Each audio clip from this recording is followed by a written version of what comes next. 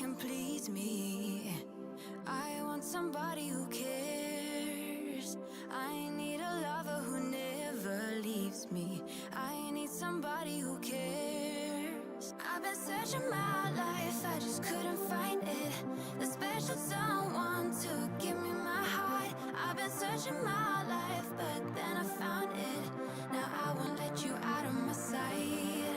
I wanna keep this feeling forever and ever. I'm there when you need me, whenever, whenever. Keep this feeling forever and evermore. I wanna keep this feeling. I'm there when you need me. Keep this feeling forever and evermore.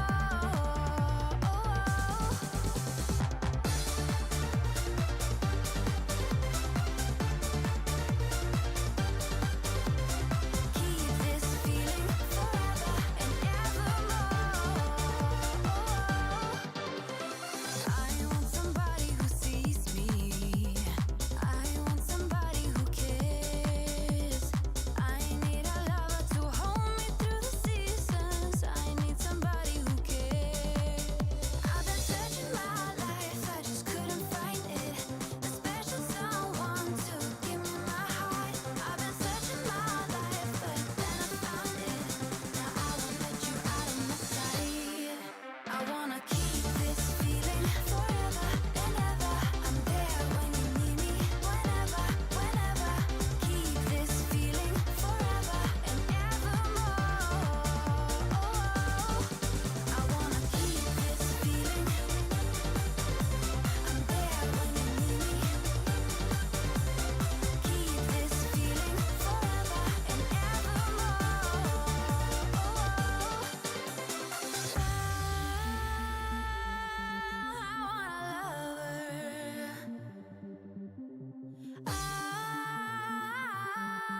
I need a lover.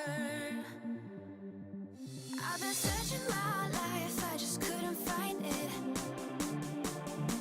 Whenever, whenever. I've been searching my life, but then I found it. Now I won't let you out of my sight. Keep this feeling forever and ever. I'm there when you need me, whenever, whenever. Keep this feeling forever and evermore. I wanna keep this feeling. I'm there when you need me. Keep this feeling forever and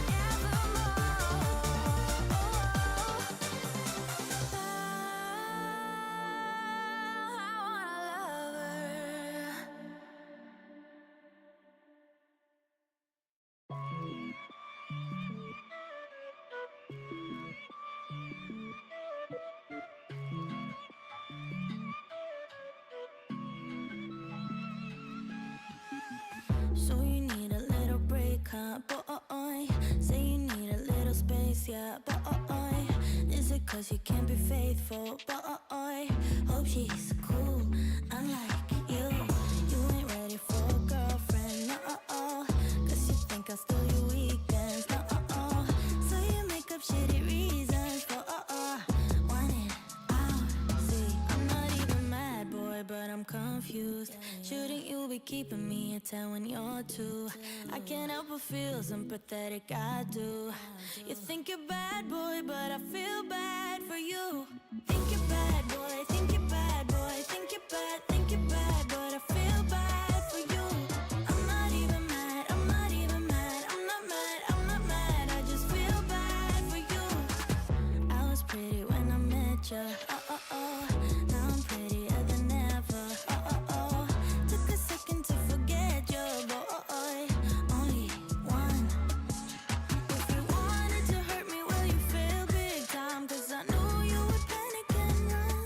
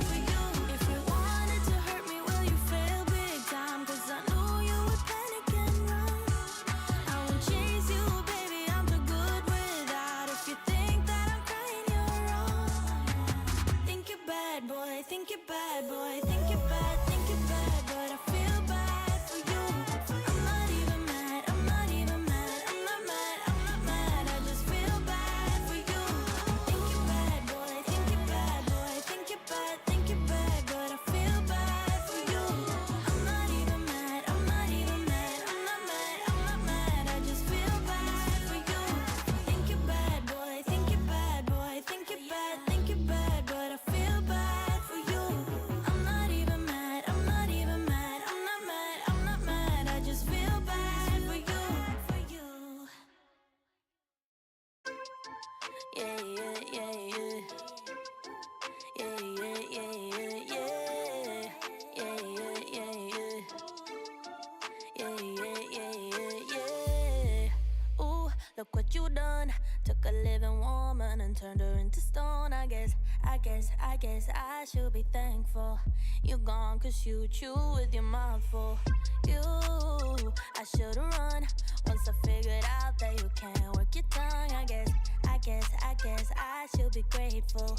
You're gone, I mean that shit was painful. Like I said, I'm really glad you're gone, but I'm sad to see what I've become.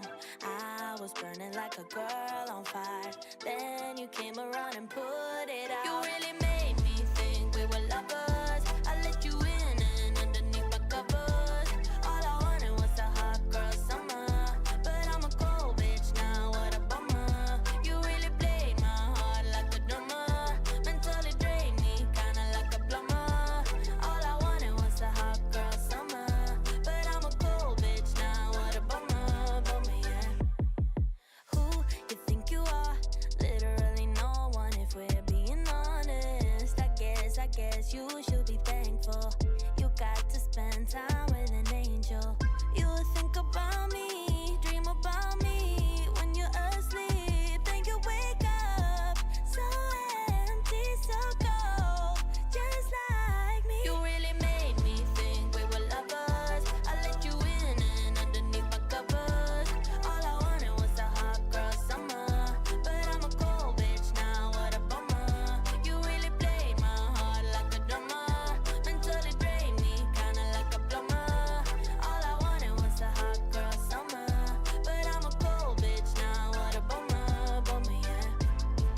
Yeah, yeah, yeah, yeah. Yeah, yeah, yeah, yeah, yeah. Yeah, yeah, yeah, yeah. Yeah, yeah, yeah, yeah. Like I said, I'm really glad you're gone, but I'm sad to see what I've become.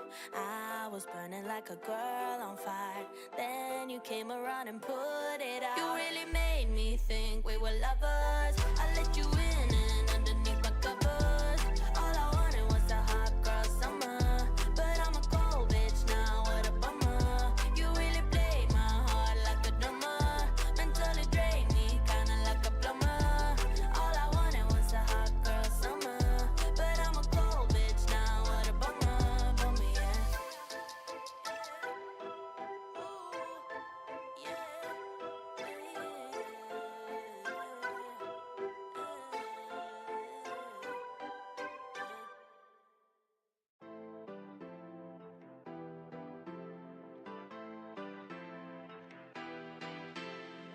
I'm not done with you, I'm barely even started. I'm not done with you, I barely even started. I'm not done with you, I'm barely even started. And you won't even know what hit you when I'm done. I'm not done with you, I'm barely even started. I'm not done with you, I barely even started. I'm not done with you, I'm barely even started. And you won't even know what hit you when I'm done.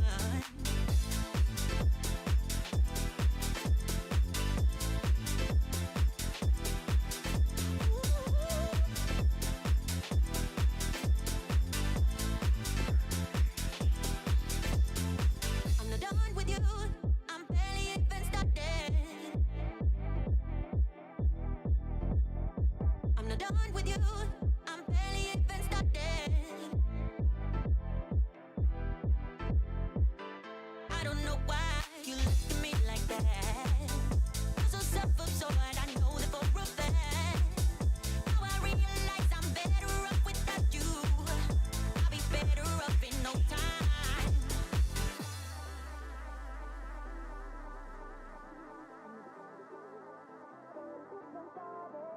I'm not done with you, I'm barely even started. And you won't even know what hit you when I'm done. I'm not done with you, I'm not done with you, I'm not done with you, I'm not done with you, I'm not done with you, I'm barely even started. I'm not done with you, I barely even started. I'm not done with you,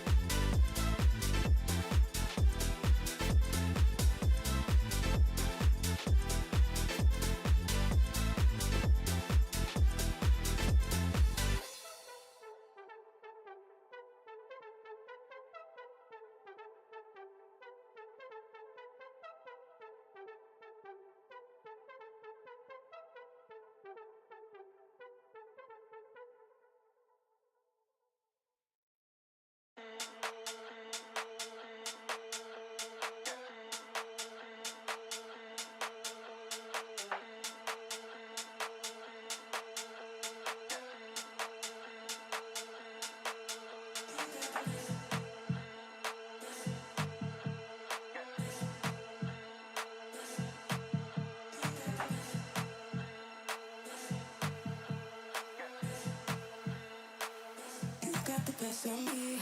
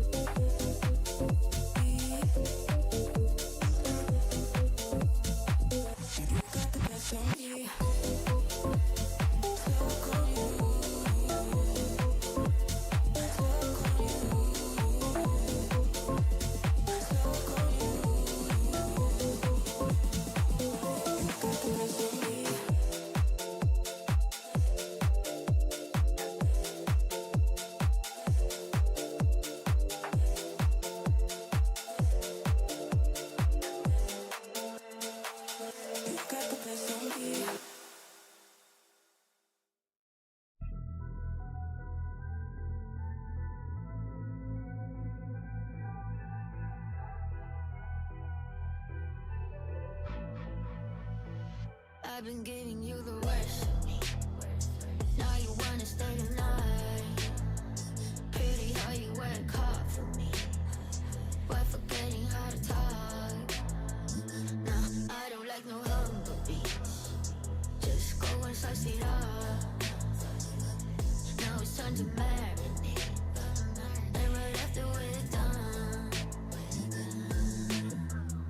I like it when you're looking like that. Don't like it when you shit, chat shit. I like it when you're looking like that. Oh, shy, you're fine, don't mind my reaction. I like it when you look like that. Don't wanna watch a bugger with a white mouth. Just like it when you're looking like that. No sweets, no rush, you can't fuck my attraction. Don't think twice, I'm here for a moment. No, I like him better. I got a church place somewhere and I'll make it last forever. I've been giving you the worst of me. Now you wanna stay the night. Pretty how you work hard for me, why forgetting how to talk. Now I don't like no hunger beats. Just go and suss it up.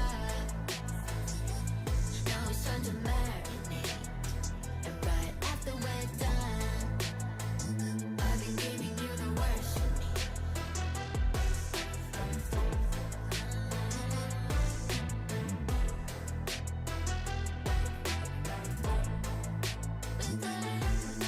Give me a second, let me do weapon. I'm no vegan, a bee. I'm off the leash. Go down on your knees. Bitch, I got PhD. I'm all that you need. You just give me those. I've been giving you the worst of me. Now you wanna stay the night. Pretty how you work hard for me, but forgetting how to talk. Now I don't like no hunger beats. Just go and suss it up. Now it's time to marinate,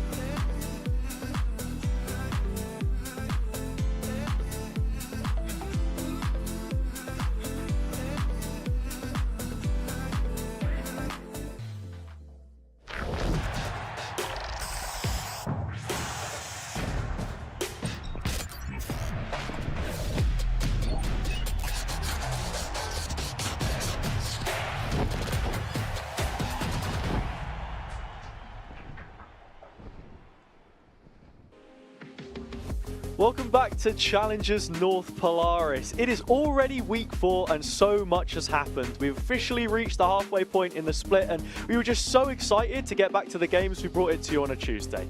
Yeah, I mean, why not? That's midweek games, you know, sometimes you get it in football and, you know what, sometimes we get it in Polaris as well. I'm excited to get into this one though, Hazza, because today's matches, this week's matches, are all fantastic. Yeah, they all are. I think it's going to be really nice to establish the positions of some of these teams in the standings, which we're not going to be bringing up today on the broadcast because, of course, one of the teams that are competing, OnlyFins, they have a match against Requiem which was suspended, delayed, postponed, whatever you want to call it, a definition that you perhaps understand. It will be played, in fact, tomorrow off stream. So that one is going to conclude. We'll get a much better idea of how things look by the end of this week, that's for sure. But something to mention is that, quite a few things have already gone the way that we perhaps thought they would, Cairo. Yeah, they definitely have. I think like a lot of the games that came up here, you had your favourites coming into it, right? Sweet and Sour and Apex, everybody thinks that they're going to win majority of their games, with the exception of Sweet and Sour versus Apex. And as for Apina Hazza, I guess that was a real, 60-40 in Apina's favour, and I thought they performed well. Yeah, look, history repeated itself against Metasport there as well. Another 2-map scoreline with 2 rounds being the difference on each one played. Formulation, Sweet and Sour, pretty clear cut when you consider their positions in the table. And, well, no one's managed to fend off Apex yet, so that one as certain as you would expect. And, you know, as we go through all the highlights here, I think just touching on these ones briefly, everything seems to be falling into place round about where we would expect right now, Cairo. Yeah, it is. There's a few surprises, and I think the biggest surprise for me is how competitive Metasport actually are in every game that they play. But as we've already mentioned in previous play days, is that as the games they complete go on, like they're starting to get towards the harder of the matchups, right? Yet to play Sweet and Sour, yet to play against Apex, and then you're going up against what NXT, FMG, and someone else as your last couple of games. That could be really tough. Yeah, I mean, like, out of that host of names that you've given along there, Formulation probably the only one which really sticks out to me because, as you say, look, they already played against Apina, the matchup they never got, but the least experienced team, or at least the youngest team that we have in the league. They're, former promotion candidates alongside them, Requiem as well. I think that will maybe be the one that ends up deciding it more than anything else. NXT Apex, of course, another one of the games that we saw. We just get the Veto up there as well. And I mean, you saw the maps. It was pushed fairly close in the opening map, but things did ultimately drift away from them. It's the same thing always happens. Apex timeout, and then they finish the map. Ryan was saying last week about how, like, what does Danito and Desmo actually say in these timeouts to focus them up, because every single time they get massive value out of them. Talking enough about last week, we've got to look to the future. That's why we're here. We have more games coming up for you all this week, of course, and it does kick off with this one, OnlyFins versus Sweet and Sour. We've got a game tomorrow on Wednesday as well, and then your double header comes in the form on Thursday of Requiem, Apina Orchestra, Metasport versus NXT. That Apex game that I was alluding to against Formulation Gaming, the Norwegian organization derby, if you will, that will be taking place tomorrow. Yeah, I guess the most important one has it. You've got to be honest. Is today's one, and I think that's probably arguably the most exciting. OnlyFins versus Sweet and Sour. I mean, that's like your second versus third place repeat matchup. Yeah, it's a repeat matchup that we saw the most times out of any two teams which faced against one another last split. I guess that holds true to the extent that Sweet and Sour did also play against Apex 3 times, but by the same margin, you have to remember this was one that we saw on the final week of competition, first day of playoffs, and then also the lower final as well. So on paper, these are two top 3 teams, but when you look at their track record so far this split, with the change that OnlyFins made, bringing in Ale, and, you know, considering actually the fact that Sweet and Sour made changes of their own, but they're still unbeaten, there's quite a lot to unpack. Yeah, there's so much to unpack, and I think as well, like even though OnlyFins were like what, 4th last split, managed to sneak their way into the playoffs, they've not got off to like the best of starts this split either. Like they lost last week as well, not excluding the Requiem game, right? They lost to Formulation Gaming, which is a matchup that normally you would think of them to win. Yeah, 100%. I think it's going to be frustrating as well when we remember the fact that we did have 2 9-3 halves and, well, both of them were against them. We had 4 of those in total across the Playday, something which I feel like we'll be mentioning for the rest of the split because it doesn't happen too often. But the fact of the matter is you find yourself in an advantageous position, 6 rounds up, both halves, both times of the maps that you play. It could have been a 2-0 for their favour instead, but it's just that inability to remain consistent, I think, which has gnawed away at them a lot more, a lot more frequently now in this second split than it did in the first split, because it's fair to say that they had the same issues last time as well. Yeah, consistency is a real big issue. Like we've been seeing so many times, like there's 2 sides to the face of OnlyFins. Like one is the way that they looked last split, and the other side of it is a completely new one where they look as if they're well drilled, well organised, and I mean realistically that's what we're looking for here against Sweet and Sour, or else this could be a quick night.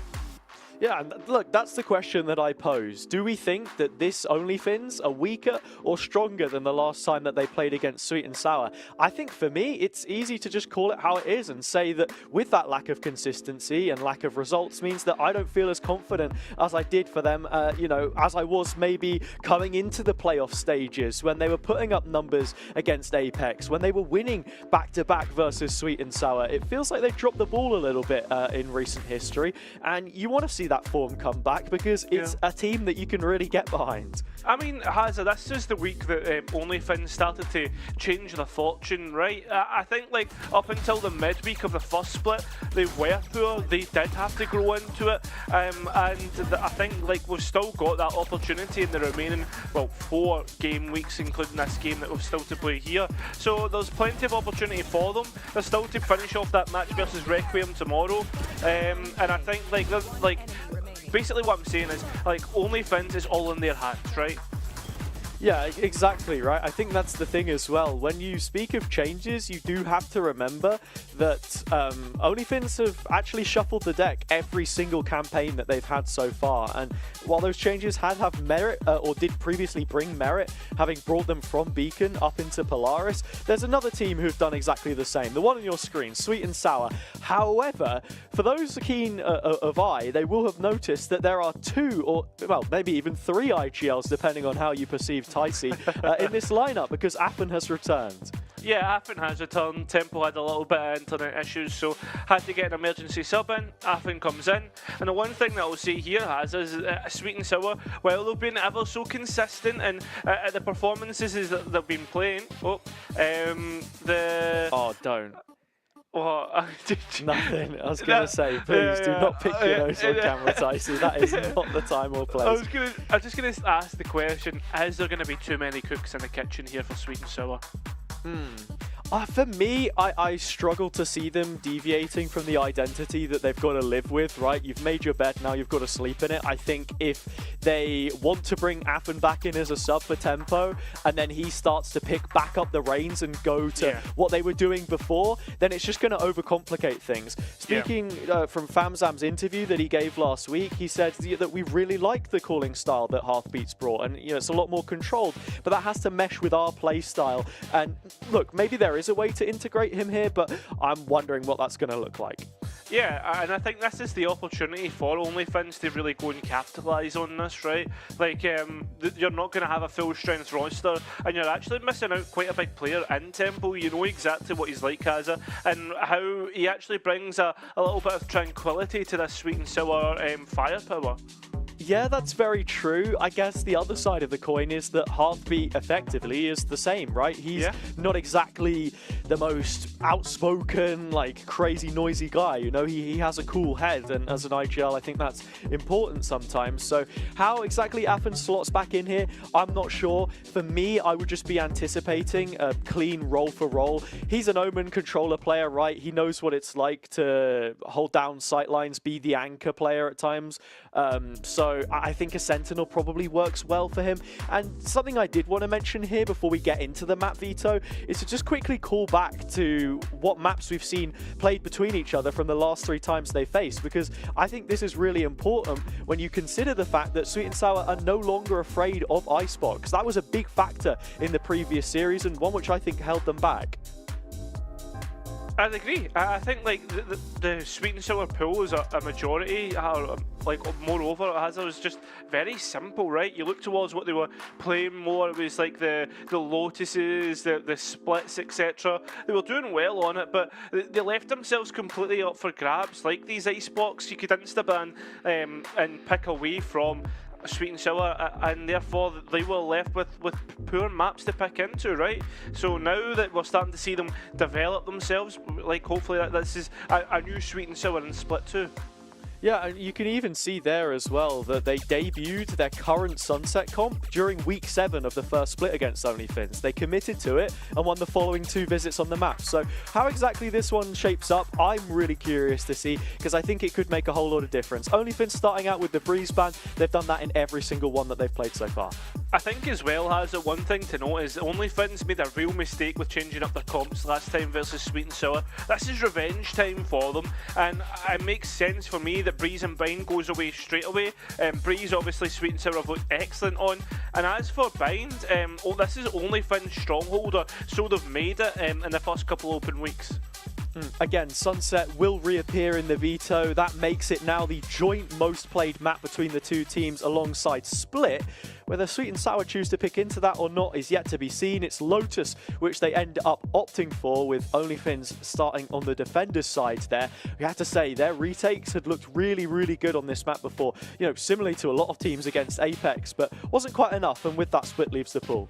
Yeah, I don't think anything is quite up to Apex's level. Split was a map that we've seen these 2 play against and actually struggle against one another. Ascent goes next, and finally we leave ourselves with Icebox. I actually made a prediction, Hazard, that it would be Bind, Lotus, then Icebox. I was only 1 map off.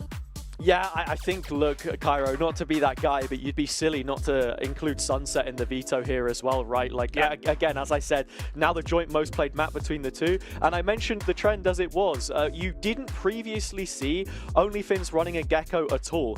But now I'm looking at Yesmu's agent pool, and out of the 5 maps that they've played so far, he's ran Gecko on 4 of those instead of Sober, which was such a common pick for him before.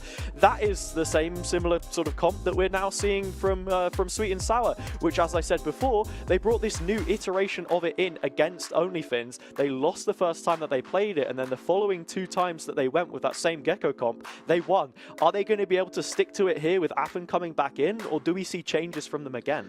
And the question I ask is, who's the one that's going to be going in towards the Sentinel role, right? Like, is it going to be just a straight swap from Tempo to Affen, or is like we're going to see a flex with Heartbeat maybe having that chance? I think this is something that needs to be on the back of their minds, like moving in towards this. I mean, you look at the agents here as well, and the core of them, both the Cypher, the Omen, and the Breach, all having big value, or at least having found the bulk of the wins that OnlyFins have found here, with a negative win percent on the whole, which feels crazy. I don't know, it felt like they had the winning formula, but constantly felt like they needed to reinvent it. You're seeing the choices that we have here. I believe that this is solely for this for the second split, because I remember them playing it against the Pinot Orchestra. But these guys can take results with the same comp, and honestly, it just depends how much of that they're going to have thought maybe we need to rework since they last played it.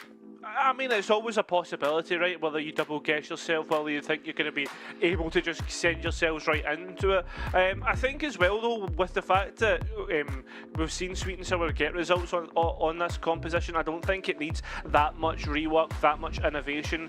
And I think as well, especially against OnlyFins, that's where the majority of the success came from, yeah? And look, to just take a step back here as well and speak about the Veto we've got for the rest of the series, you're going into Lotus, which was a map which OnlyFins, you know, put decent performances in previous, but I think for Sweet and Sour, right in the middle of that Veto is going to look really nice for them, especially if you do get that 3rd time in a row now on Sunset here as well. And to close, Icebox creeps its way through. The writing was on the wall for that one, honestly, because OnlyFins, yeah, this was the stronghold that they had before. They were always knocking it out of the park against Sweet and Sour, but now they've they've started to prove they're a little bit more competent on it. We see it left as a decider once again, and sure enough, Anthem does come in and replace Tempo like for like. Yeah, I think that's the most respectable part about this. OnlyFins sticking with the same comp that they've played last couple of times. Obviously, it didn't work out for them when they played up against the teams, the formulation last time round here, Hazza. And I'm really expecting and hoping that they've made adjustments to like the way they were playing the map as well, because you were seeing stuff on the defensive side, like Nixon hanging about an elbow and struggling to TP out and just staying a bit too long. OnlyFins need to be more aware of what's happening when they're on the defense, and I think that's the big adjustments for me. Yeah, I mean, look, Sweet and Sour trying to bring as much momentum as they possibly can into a historic matchup which never really worked out for them. Up until the end of last split, OnlyFins had won 5 out of the 6 last meetings, 12 maps across all of those, and only 5 going the way of Sweet and Sour. So I think you've got to be looking at this one again. Is it going to be Sweet and Sour's kryptonite? Can OnlyFins start to rekindle some of that previous form? And are we going to see another 2-0? Because 13-7, 13-7 last week was definitely a strong feeling to be taking into this game, despite the fact they're playing with a sub. Yeah, it's the fact that they keep building from strength to strength here, Sweet and Sour. Like, coming into the second split, they were always going to be asked, are you guys consistent enough? Are you guys going to be these second place challengers to Apex? And I think so far, they're proving it, Hazza. But remember, after week 4 is where they dropped off. Again, a change in the tides from OnlyFins winning 2-0 in the regular season, 2-1 in playoffs, to losing 0-2 in the lower final. Now they stand in front of Sweet and Sour once again. 2 teams with their destinies entwined. Another matchup, but this one arrives much earlier in the season.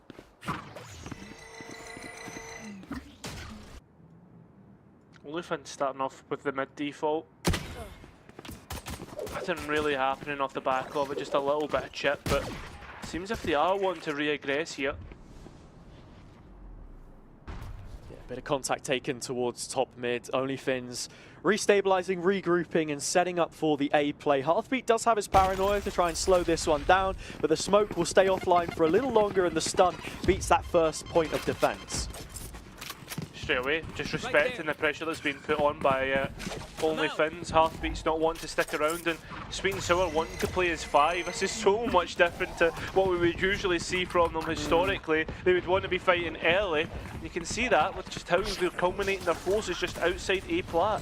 Yeah, a little bit of discipline required. I mean, look at the utility, Cairo. Famzam's got the wingman, the Dizzy. There are 3 flashes, and then all of the rest to try and work with, but they don't have the players. OnlyFins are starting to bite down on this short play, and it's working out.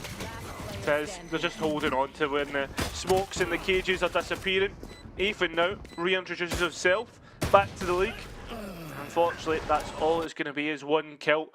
And yeah, I guess like at the end of the day, Hazza, it just comes down to those, like the way that they were able to take the site and then set up the post plan. Yeah, again, look, OnlyFins haven't actually been a team which have started fairly poorly in the last few weeks, right? They've got off to decent starts, but even if you call it back so far as to their final appearance in the first split against Sweet and Sour, they lost 4-13. But they won both pistol rounds. So I don't want to be the guy that's saying that it might happen again. But look, we need to see that repeat success, and already 3 Bulldogs in play to try and back that up. I will not think this is done until I see OnlyFins win both maps, you know? Like, they've hit the heights that they can hit. Yeah. OnlyFins, will they make the pressure here? There is also a scale happening out on A elbow. I mean, we've been gigabaited by these guys a couple times recently. Yeah. Not even to mention, of course, the game they had against Apex before. They look like the closest team, and while Fagan gets close to A, Heartbeat has him red, and that goes, well, up against the Classic. It's a much fairer fight, and one which means they've got even numbers into this B exec. They're not even going to check. Ethan easily being able to get the pick up, and so much damage being done to OnlyFins here.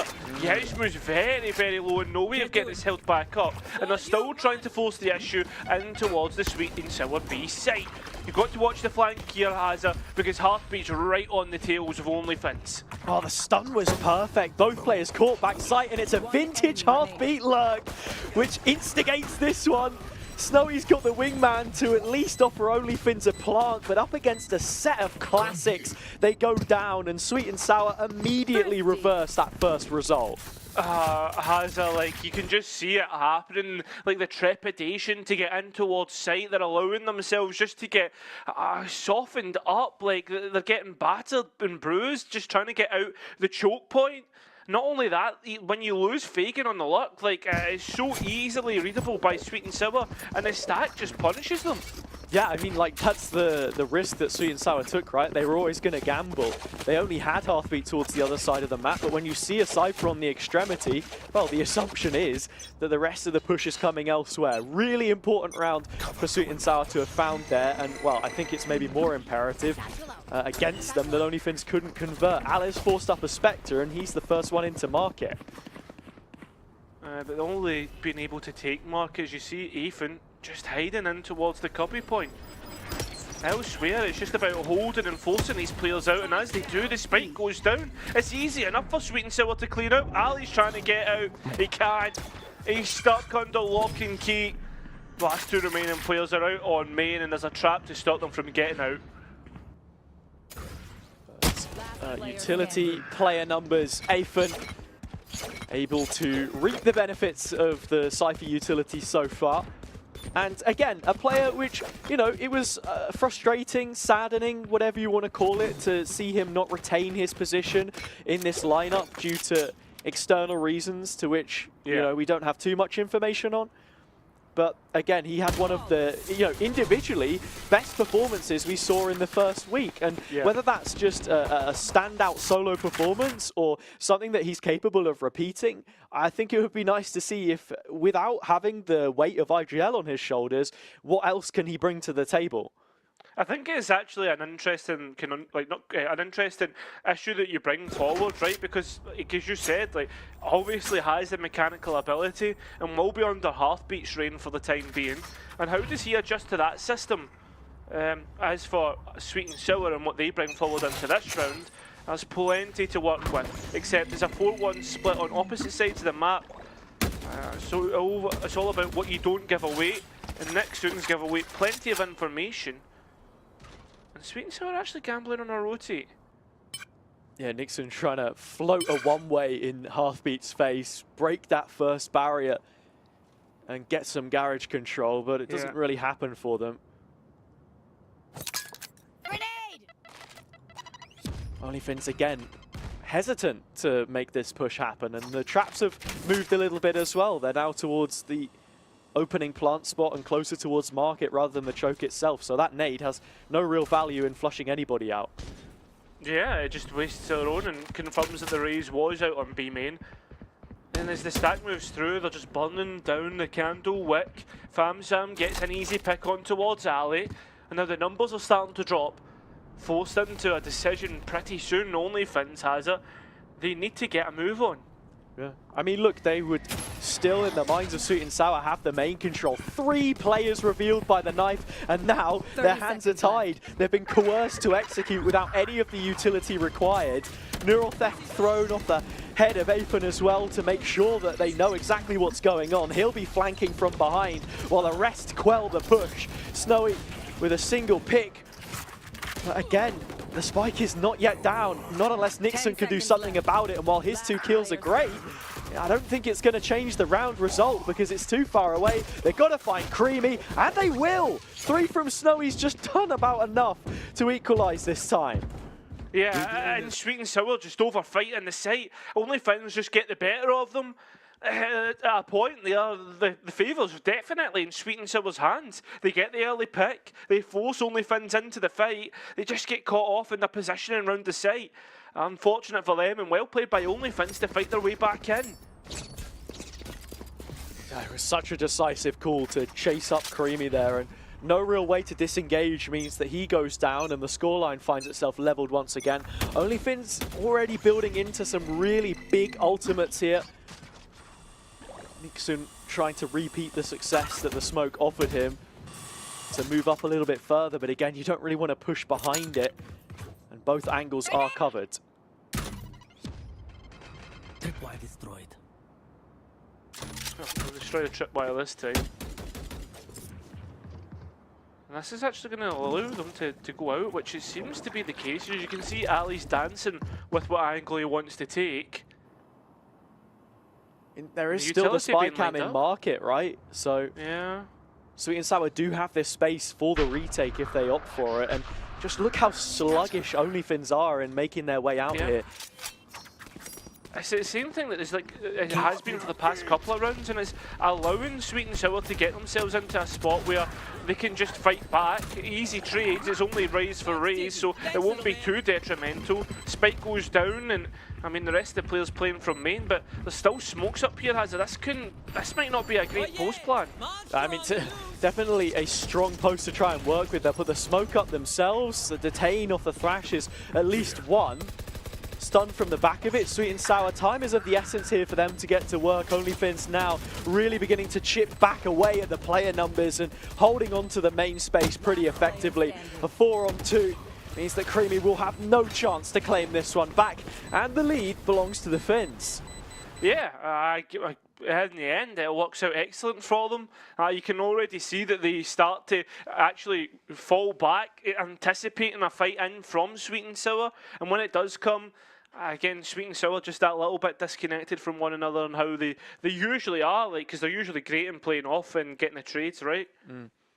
Okay, it didn't feel like the most convincing of rounds from OnlyFins at the same time as well, right? Alan's fighting a solo mission towards market. They burn Nixon's ult just to get the back site control, and he doesn't even stick the TP. Yeah, I do feel as if like the way that OnlyFins are playing, they're just allowing Sweet and Sour to read them quite easily. It's almost like watching CGN from Dak, the way they're just contacting around the map. Yeah, the round results are coming though, so much like CGN, this one's looking decent for them so far. Split one winners across the pond.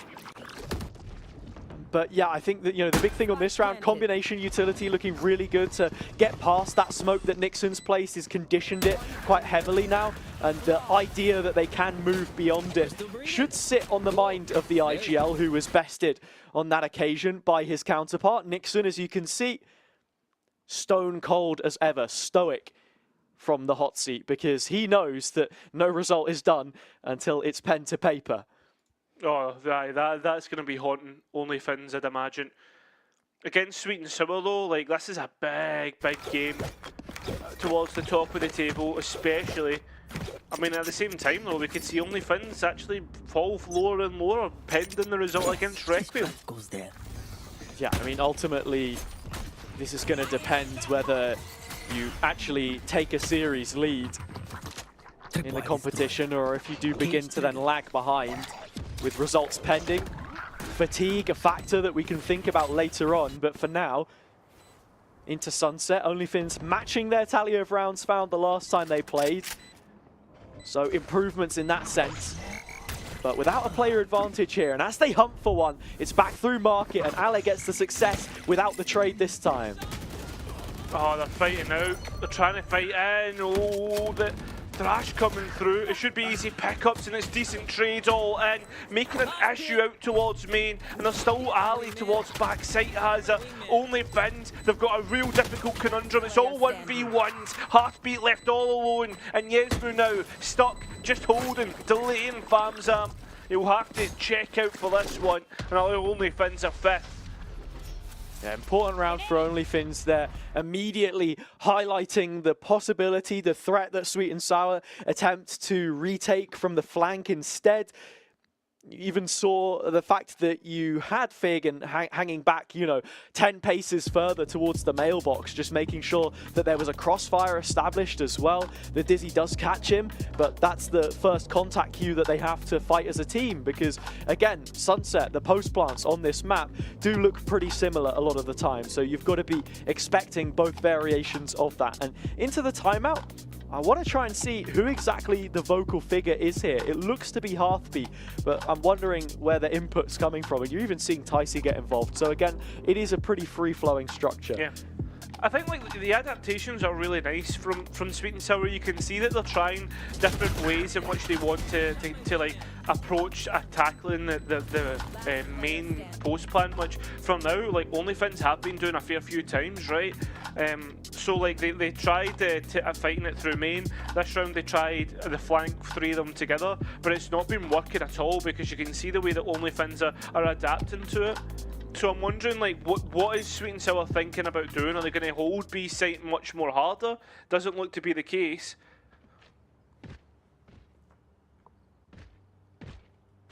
So, into the next round. It's not quite a full buy for Sweet and Sour. In fact, it's quite a way off, in fact. 3 Stingers that they have available. Just the 1 Vandal and a Guardian in the hands of Creamy. The utility will be there though. Again, you've got the Showstopper and Nolkamon for a retake. All of the tools accessible. But OnlyFins not making any commitments early. They're playing such a reactive attack right now, Cairo. Just trying to figure out what Sweet and Sour are attempting. Yeah, I mean, they are, and they're doing it in large numbers, which allows for like little to no pressure across the map globally. And you can already see that the KO for Sweet and Sour Creamy is making his way towards B, just off of that little bit of noise that they've made. Yeah, I think this is the thing, right? Are we seeing an OnlyFins that's perhaps shaken up by that second round result, not wanting to run into a stack, or are they just so prepared for any kind of aggressive maneuver that's so characteristic of Sweet and Sour? Finally, the first player is spotted on the opposite side, and that will be enough for Ticey to bring the Showstopper outright. It's not going to claim anyone here, not unless they walk into him, because he hasn't made any extra ground. And he's not even going to get the chance to. Again, OnlyFins, they're playing really reserved, disciplined. Something that we were complimenting Sweet and Sour for, and unfortunately for Ticey, he's taken a step too far. Yeah, and with the kind of buy that they had coming into this round, it was going to be a heavier lean on the other side of the map. Not too much time left for the wingman to get the spike planted, but it will go in. So OnlyFins comfortable enough from this position, and Ale confident enough to be taking these duels towards the alleyway. 3 in the hat before he's finally shut down. While Apron does have a response with his Stinger, it won't mean too much. 6 rounds on the board, OnlyFins, and a strong platform for them to build. Yeah, I think like you can already see how good OnlyFins are on Sunset. In fact, we've seen this before, Hazza. I call your mind back to the formulation game. 9-3 on their attack. This wasn't the issue, never was. Sweet and Sour need to be careful of what position they get themselves into, because it's all about what OnlyFins and the improvements they've made on their defense when we get to that half. For now, OnlyFins need to keep growing and growing this lead. They've got ultimates to work with as well. The Thrash, most importantly, online. I mean, to even just hold that thought for a little bit longer as well. We saw NXT put up a 9-3 attacking half against Sweet and Sour before, and they only fell short on split by 3 rounds. This is a team which can come back into games, just need to offer themselves the opportunity. And Cairo, I don't want to be that guy, but 3 rounds here for me is probably enough. Could be. Truly could be. It's all about, like, again, like, for me, it's more about OnlyFins and what they've done to change things up since that second week. We didn't see Sunset last week. This is the first time we're seeing it since that disaster against Formulation. Half an opening pick. Something to be mentioned. Sweet and Sour do have the advantage here as they're looking for their third, and Ticey doubling up as well means that with Nixun gone, 5 versus 3 situation, and with plenty of control left on the map. The only gap is towards the top of middle, and that's where Yesmu's been revealed. It's nice, again, it's just Sweet and Sour holding the exits, knowing that they can control where OnlyFins are going, and now OnlyFins slowly start to run out of time. They have to go and push somewhere, and when they do, they're just falling into Apin's crosshair. Ticey now falling back, Spike abandoned at top mid as well, Hazza. Fagan's got no chance of winning this round. Yeah, it's got nowhere to go. Like you put it, 10 I think, seconds left. you know, what you mentioned is the most important point of the round. Sweet and Sour holding the chokes once they get those kills, playing through crossfires, making sure that the numbers are there. And even through top mid, if you give that as an outlet, they know that you can just keep half an eye on it, make sure that problem doesn't get any worse. Vegan's the one that gets revealed. Yesmu's there with him as well. And, you know, they spot 2 players and instantly react off the back of it. Affan right now, I can't really tell too much difference between him and Tempo, and that feels crazy to say. Exactly. I think on top of that, it's more the fact that, like, you know, like, mid is important in the map, right? There's no doubt about it. But, like, the fact that you could, like, is Sweet and Sour did there, like, you know, the way that you can control these choke points, the exits, and just stop it having the value that OnlyFins want it to have is absolutely massive. Creamy needs to be careful, though. He's the only player here this time. Null Command comes in just the second that Nixon TPs to the top of the book stand. Means he won't be able to capitalize on the positioning. Affan certainly can, though. Still has his setup available, but checks the cam just as the player walks up in front of his face in reality. Creamy unable to have the core stabilized either means that Sweet and Sour will trail, and by quite the number. Yeah, but they've actually managed to drop the spike, create a little bit of delay. Ali giving himself away from that corner and actually just sends it with a showstopper. I think it's just being used for delay, clearing out market. Both players now towards CT, and I think they just got the side, as Famzam said. Yeah, Snowy has an idea about it, whether Sweet and Sour do or not. May even look to play off the shoulder of the smoke, but can spray them both down instead. 2 kills taken, 7th round on the board. OnlyFins with their half advantage secured. One thing I'll say, Hazza, is that OnlyFins are really spacing their ultimates well. Like, sure there was 2 used on the last round, but other than that, like, they've now got the Breach ultimate off the back of it. Like, they're starting to get the, like, real good value every time that they are being used. And as for Sweet and Sour, they're not really getting the value at all, and that's come through the fact that they've only got 3 rounds. Yeah, you got to think about it, right? The fact that we saw the null command there previous round, Ticey happy to just throw the showstopper at it. Not to say that it wasn't a decent idea from him. It's not always going to work out. This time, Ale, well, the entries have looked pretty good from him so far. It's a 1-for-1 with Heartbeat. Very quick pivot towards the A side of the map, though, and with that comes 2 kills for Vegan, which have opened things right the way back up. Creamy trying his best, but goes down under the scorched earth left behind. Heartbeat with the first clutch attempt that we'll have seen from him so far. And still plenty to delay with, but they'll just swing off one another. It's easy, it's simple, and it'll allow OnlyFins to hit their 8th. One off what was 9-3 against Formulation. If they keep this going, Hazza, then they are definitely proven to be an issue when they go on the attack. Again, I still need to wait and see how this defensive side is going to go. I mean, with everything that we said earlier about Affan having found some form in an unlikely time, coming back into this team as well, no longer being the in-game leader, and the extra pressure removed perhaps from him here. Still, you don't want to see that guy being the one that tops the sheets for Sweet and Sour, especially with the names and the capability that they have. I don't think he'll take that as a sign of disrespect either. It has been a little lackluster from them up until this point in time. Here is one of those ultimates. Big stuff. The only thing is, there's 4 more players on the other side. It's a nice nade, and that'll be enough to collect a kill. Doesn't give any chance to the remaining Finns that were lying in wait, but it does pose Heartbeat in a difficult position for them to clear. This is the biggest part. They've been able to adjust the setup off the back of it, but Ale is so quick to read what was going on. And with the push and pull on the map, OnlyFins can drag things back in their direction all of a sudden. Vegan the only one spotted here. Sweet and Sour do have their finger on the pulse, though. They know that this push is coming. They can still sense 4 players and the wee fella to get the spike down.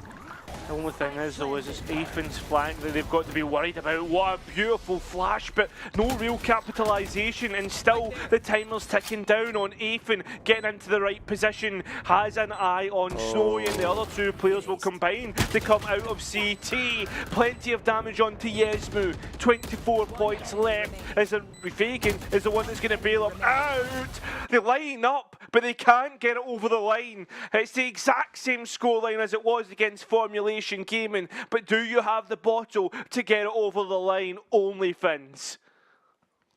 That's the question that we were asking before those spawn barriers even came up in the first place, Cairo. This team from week to week looked a bit shaken at times. This was a really nice utility combo to kick things off, and you felt like Sweet and Sour had the right positions here to deal with what the push was going to be. Even Athan on the flank as well, headshotting 2 players but only confirming 1 kill. Yeah, there were some nice ideas about how they set that up, but the execution just not quite there. I don't know if it was Creamy's flash or if it was Snowy's flash, but whoever is sending the flash into CT there absolutely bailed out Jesmu to get it back into sight, and I think if that hadn't happened, that would have been game over. Yeah, it's Snowy's flash, breach flash. I think the fact that OnlyFins can double up that utility here is really valuable for them. We're yet to see the same kind of impact from Creamy, other than that knife, of course. Will be available in this post plant to recharge, as they have managed to take the site without a single casualty. It's a 5-on-5 with the spike down. Again, it's that same main post plant that we've seen a fair few times. Still plenty to go back into this, and if they want to fight it, OnlyFins have got plenty of util to do it. That's both flashes used from the breach. Every player sending themselves forward. It's Sweet and Sour that come out on top, and the players on the spike are cut down. And that's the first pistol round going the way of Sweet and Sour. Yeah, immediately you see that instant response on the cameras as well as the players start to come to life. The 4th round, the pistol round as well, something which they weren't able to deny OnlyFins the last time they played, could be the major asset which inflates the stocks here into the second half. I mean, this is what they need, right? This is exactly it. You get yourself started off perfectly. OnlyFins going to take an early peek as well. They just need to be careful they don't get punished. And that's 2 Aries on the side of Sweet and Sour. Not something that you see fairly often. No, I'm wondering if maybe they're looking into the heavy wall pen a little bit here, breaking the traps, or I don't know, just spamming the spike. That would be good enough. The util is sublime, airtight to open up. Tyc finds 3 kills without barely lifting a finger. All 3 players stationary, fixed to his crosshair. Oh, and he's already swapped the gun out because he's so low as well, has it? You're seeing the prioritization again from them. And look, if he wants to chase it up, he'll be 2 points closer, or potentially even a 3rd. Well, actually, no, that's not possible. But, it certainly won't be if the shots look anything like that from Tyc for this showstopper. I mean, look, 1 kill, 1 death, that's at least 2 already, so... Yeah. That's only going to be 1 death. Ooh. Yeah, the fact that Athen loses the Bulldog there is a bit of an issue. You do have Famzam towards bottom mid, just waiting for that confirmation that Yesmu goes down to the spike here before looking to retrieve it. No, instead they actually just completely give it up. They're not going to be using that rifle. The Ares game plan has legs left in it. Yeah, again, like the Ares, we didn't really get to see the game plan in action because of how quickly Tyc was able to take the site, and then obviously the market duel happened. But it's interesting that they're so committed to playing the Ares, Famzam and Heartbeat. Surely it's just got to be something to do with the spam angles that you can get on this map, of which there are just so many. Kicking things off, it's another knife straight off rip from Creamy to try and reveal the position of Nixon, who's always hanging around elbow, like you said. He likes to push the limits behind that one way. Already placed, the sole player towards the A side of the map at this point in time. He needs to be careful, Nixon. He's done this a few times. Stuck around when he shouldn't have. Thing is though, even if he does see someone and try and get out, they'll be quick on his heels. This time though, there's nothing off the back of it. He's a lucky boy. Yeah, it's just the protocol as well there from OnlyFins to have Snowy ready and available to immediately fault line off the back of it. They do start to look back in through middle, but that is solely on the shoulders of Ale. He goes down. A trade through proxy from his teammate Affan removed, but B left wide open and OnlyFins guessing in the wrong direction. Yeah, Fagan gives up the site for free. That's all the utility gone as well, and it's going to be an easy enough plan. And this puts the Ares into prime position as well. Something which OnlyFins didn't think about, with the Ares still being up, that they could play from B main and they could have those spam angles. I mean, like, how much information did you even hear on them? Was the rickety spam of lead casings hitting the ground audible enough or not? Ticey will still be the point man of this because he has a Vandal, and while Pillar is a bit isolated, the man can do it all by himself. A quad kill from Ticey on the gun round has put Sweet and Sour only 3 away from tying up the score. Hazard, the finish bottle is starting to crack and Ticey is starting to get fired up. Honestly, a contender for Split 2 MVP with the consistency every week that he is performing, right? Like, when's the last time that we didn't see Ticey drop like more than 20 kills? That's how good he is as the duelist. And not only that, man, he is leading by example, and you can see the noise that he brings. I mean, look, if Decibels equally matched performance, then look, maybe he'd be the best guy in the world, but we'll have to see if they can get past Stingers to start off with, because right now OnlyFins have had their way with things. Famzam's doing keepy uppies with the mosh pit and may soon find himself detained. Luckily enough he isn't, and can send some of that right back where it came. It's not only that though, you know that the spike, the site should be fairly clear. Get the spike down, the players pivot towards CT, and then you've got a Thrash and a Dizzy to come back in on. Spike down in the site, Affan just seeing if he can catch those rotations, but the steps are going to be heard. The upgrades made on the OnlyFins side. Sweet and Sour should be prepared to deal with this one, but they're not entirely sold on the fact that there are 2 players there until the Thrash does come out. Affan getting off the back of it, but Ali's still healthy and still hanging around. 4 HP on Famzam, may just find himself outweighed. That's the issue, is the 4 HP. It's simple on the swing, even gets the head shot to boot. And that puts OnlyFins on to double digits. The boat pushed out ever so slightly, and mistakes made when taking that site, Hazard. Yeah, again, you said before about Nixon, maybe he's the guy that hangs around a little too long. He knew when to take the fights here. He just plays in Yesmu. And despite issues with the A-hold that we'd seen from OnlyFins before, it's ultimately what wins them this round with inferior weaponry as well. All chips are down in this one though, and there's an Odin in play. Yeah. I think as well, like, Affin's just a little bit too quick to try and take that second engagement, drops down. Should have maybe just come back a little or even tucked back in. Because if Ali has to swing, then it's 2v1. I got you. Both Dizzies traded at the start. The Sweet and Sour Gecko utility comes up through tiles to try and catch them. Nixon is elsewhere this time. He's looking to anchor on B alongside Fagan. Sweet and Sour should be heading into this one as there are 4 players through middle. Does Snowy dare take this peak? Oh, that stun's going to be and give it away. He knows exactly where he is now.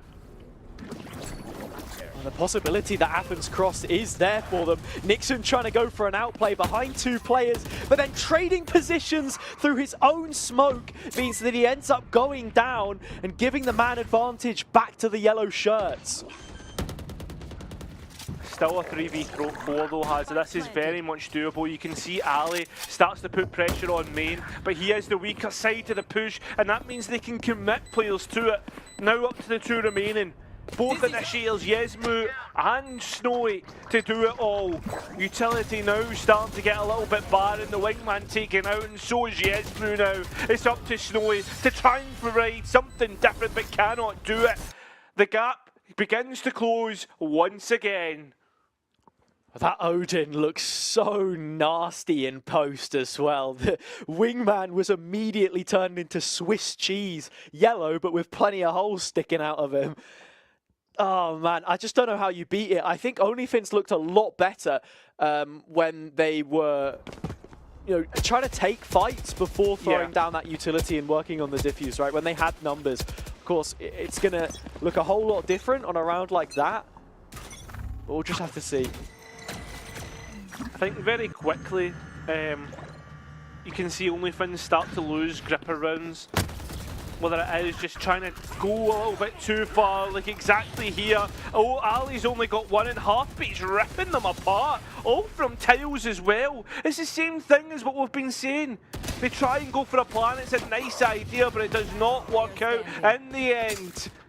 Only one now. Snowy, you could try and get a rifle back, but Sweet and Sour do not want to give him anything. Yeah, they're going to guard that territory. You even see Famzam come back across to greet the rest of them. Anthem is going to have a cam that can at least spot out something on the flank. And again, I think when it comes to the speed post plant, OnlyFins need to know what the retake looks like if they're going to, play through middle towards a flank as well, because that would have been an eventuality they were hoping to try and bargain for themselves here, maybe corralling them into presenting a post plant, which was a little suboptimal.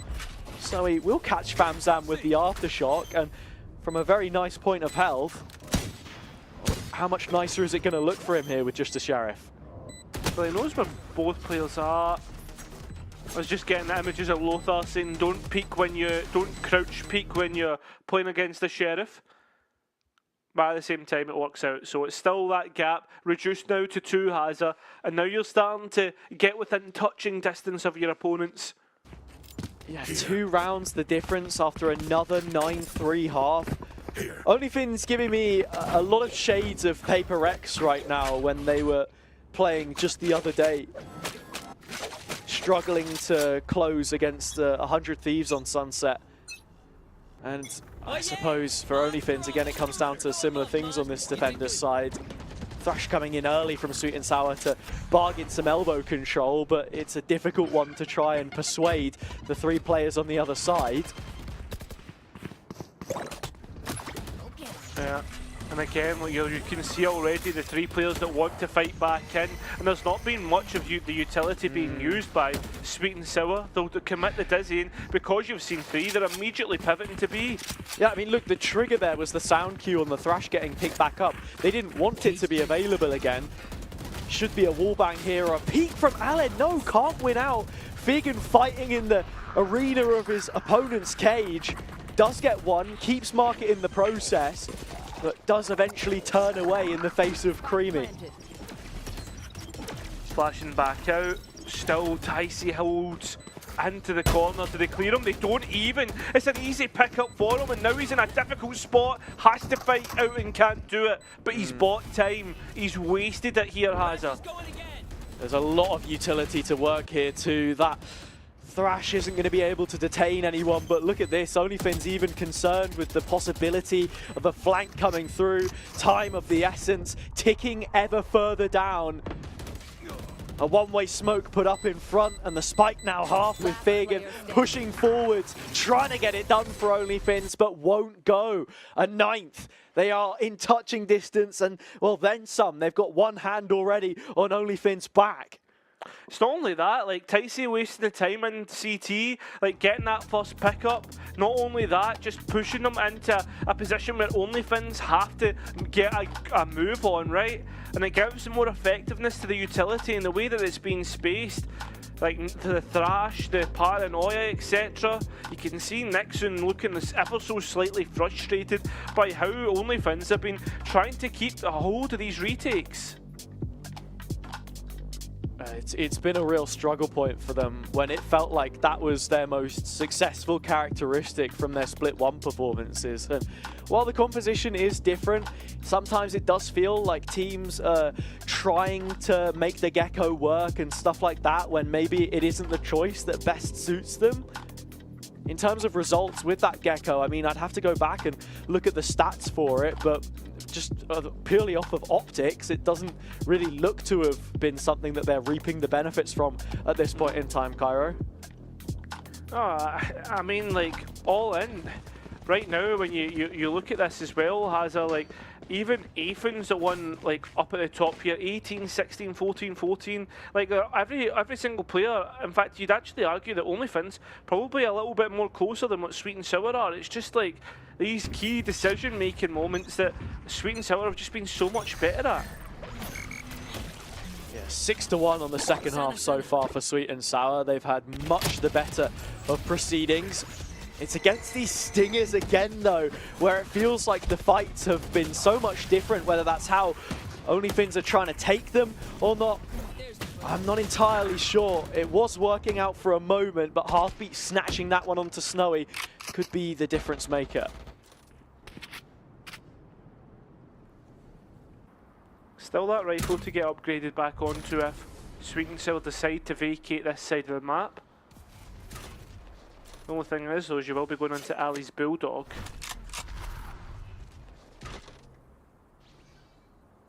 Yeah, you can see how far Fagan is pushed up in towards main here as well. Market cleared out, gutted by the knife.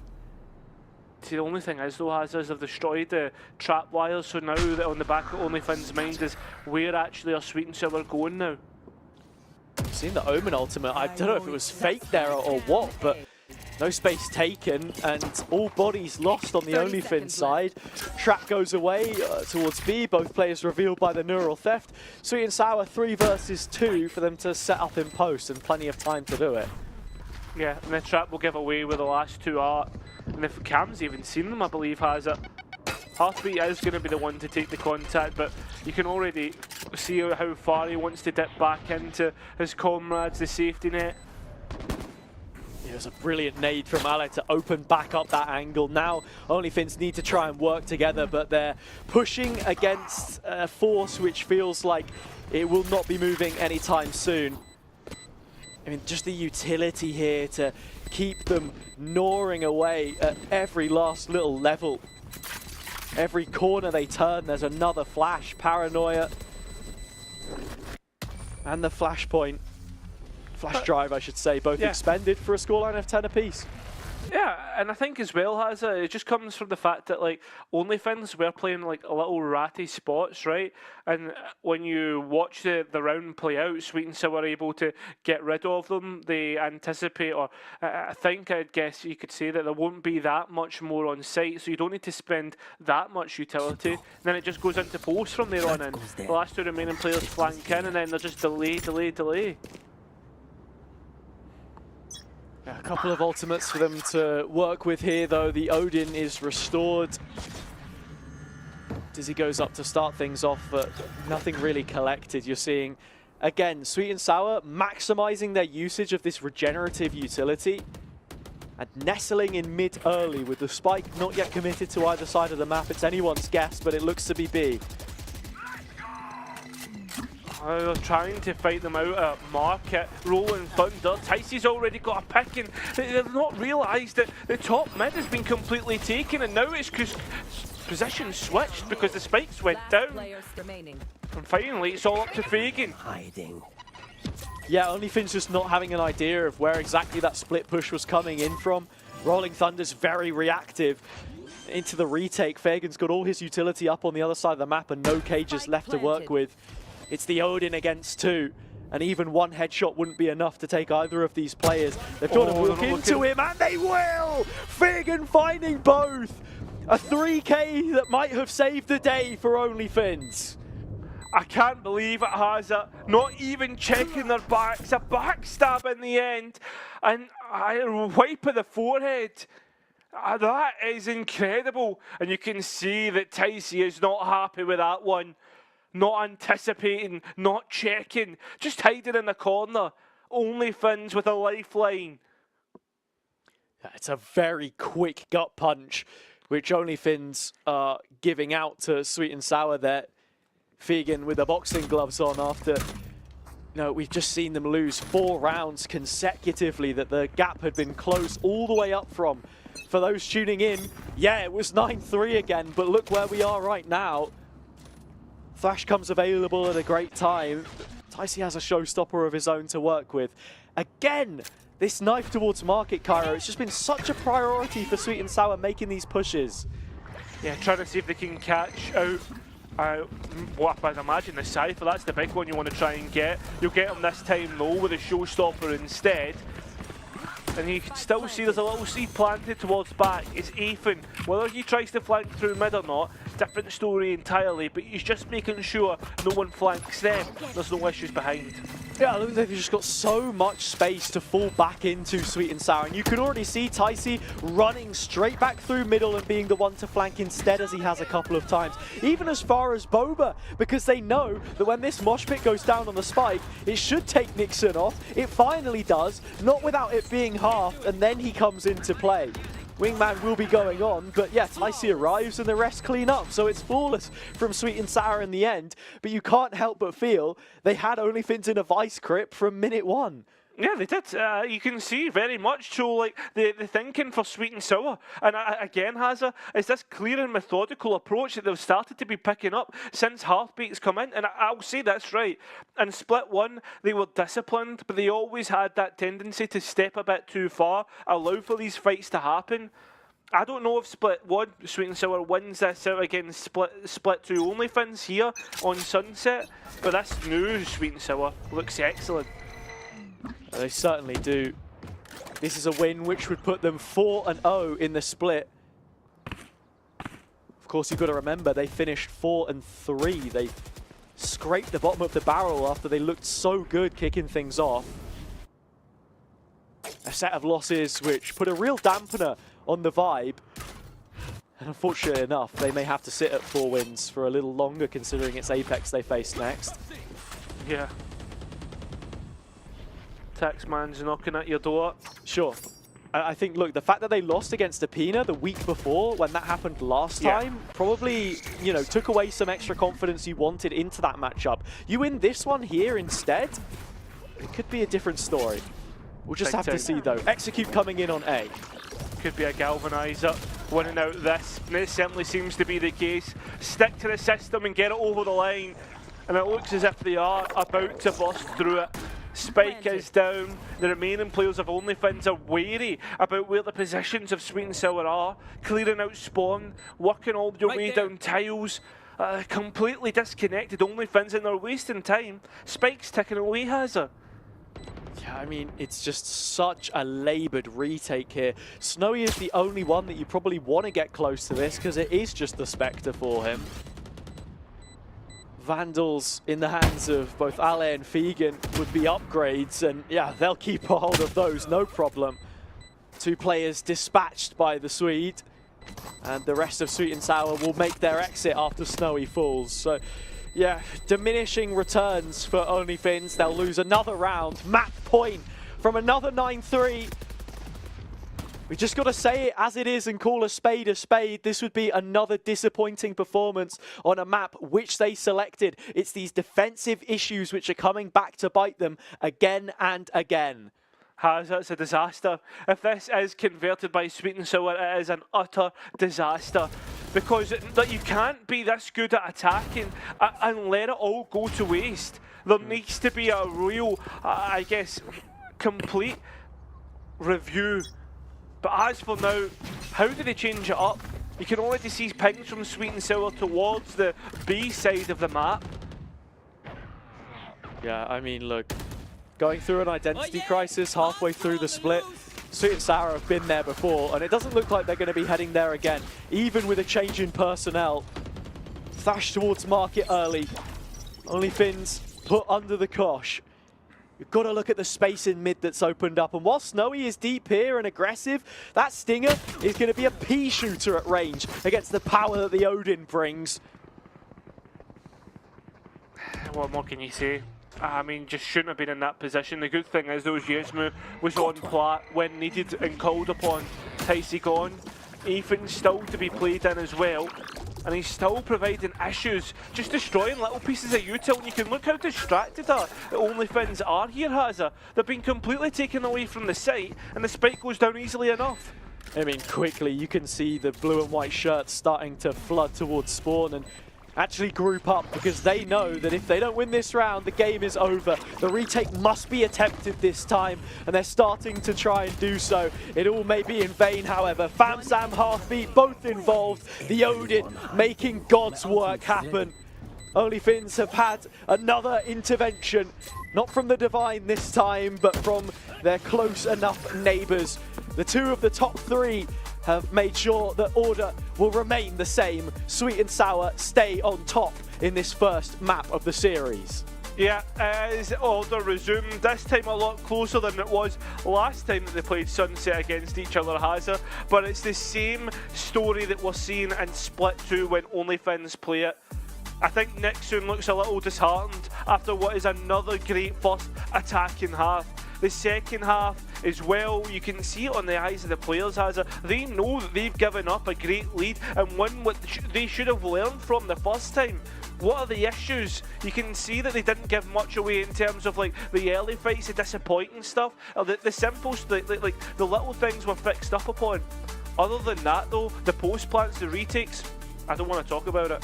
Yeah, I think, look, just at the very base, the team play, the trade potential, the really, really simple stuff goes a long way. You can look at the scoreboard, and from top to bottom, it tells a clear picture.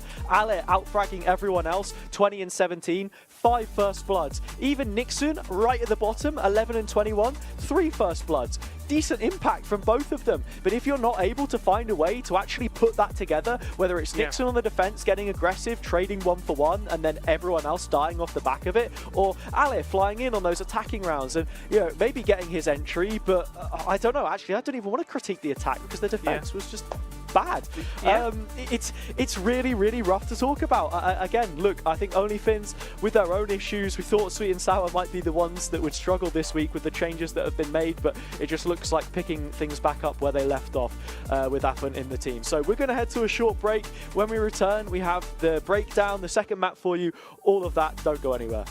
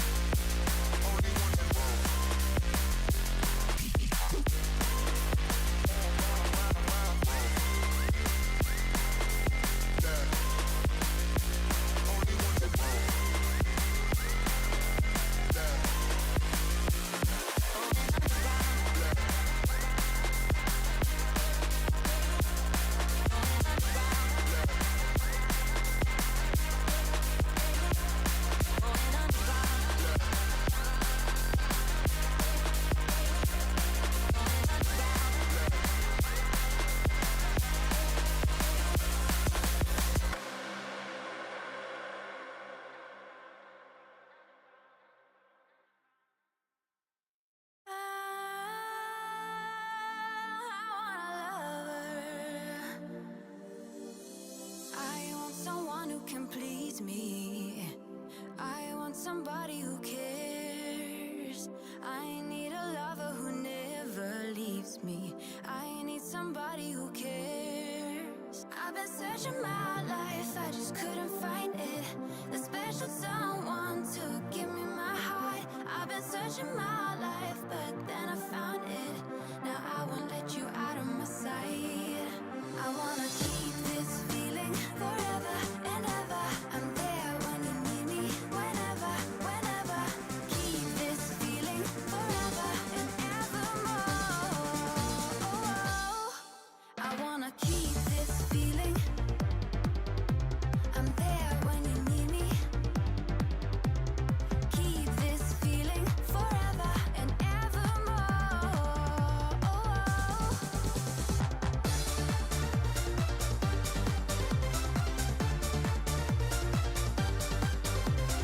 Keep this feeling forever and evermore. I want somebody who sees me. I want somebody who cares. I need a lover to hold me through the seasons. I need somebody who cares. I've been searching my life, I just couldn't find it. The special someone to give me my heart. I've been searching my life, but then I found it. Now I won't let you out of my sight. I wanna keep this feeling forever and ever. I'm there when you need me, whenever, whenever. Keep this feeling forever and evermore. I wanna keep this feeling. I'm there when you need me. Keep this feeling forever and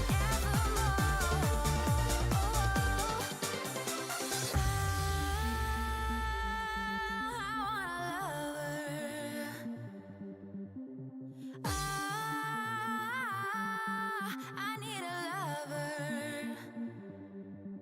I've been searching my life, I just couldn't find it. Whenever, whenever, I've been searching my life, but then I found it. Now I won't let you out of my sight.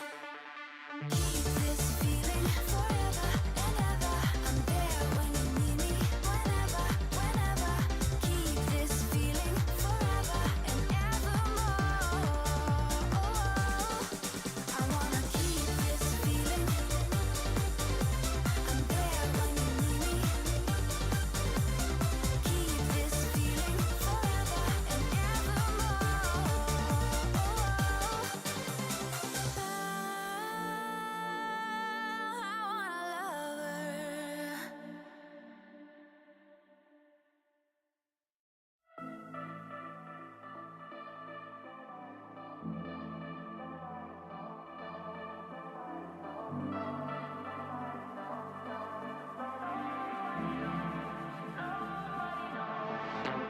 I wish I could be strong, survive all on my own, but now I'm running out of hope.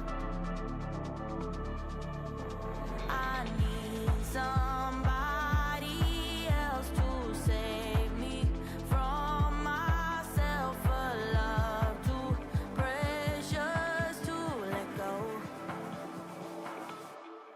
I've been searching for someone for all my life. I keep on wondering where you hide. Nobody knows. I've been waiting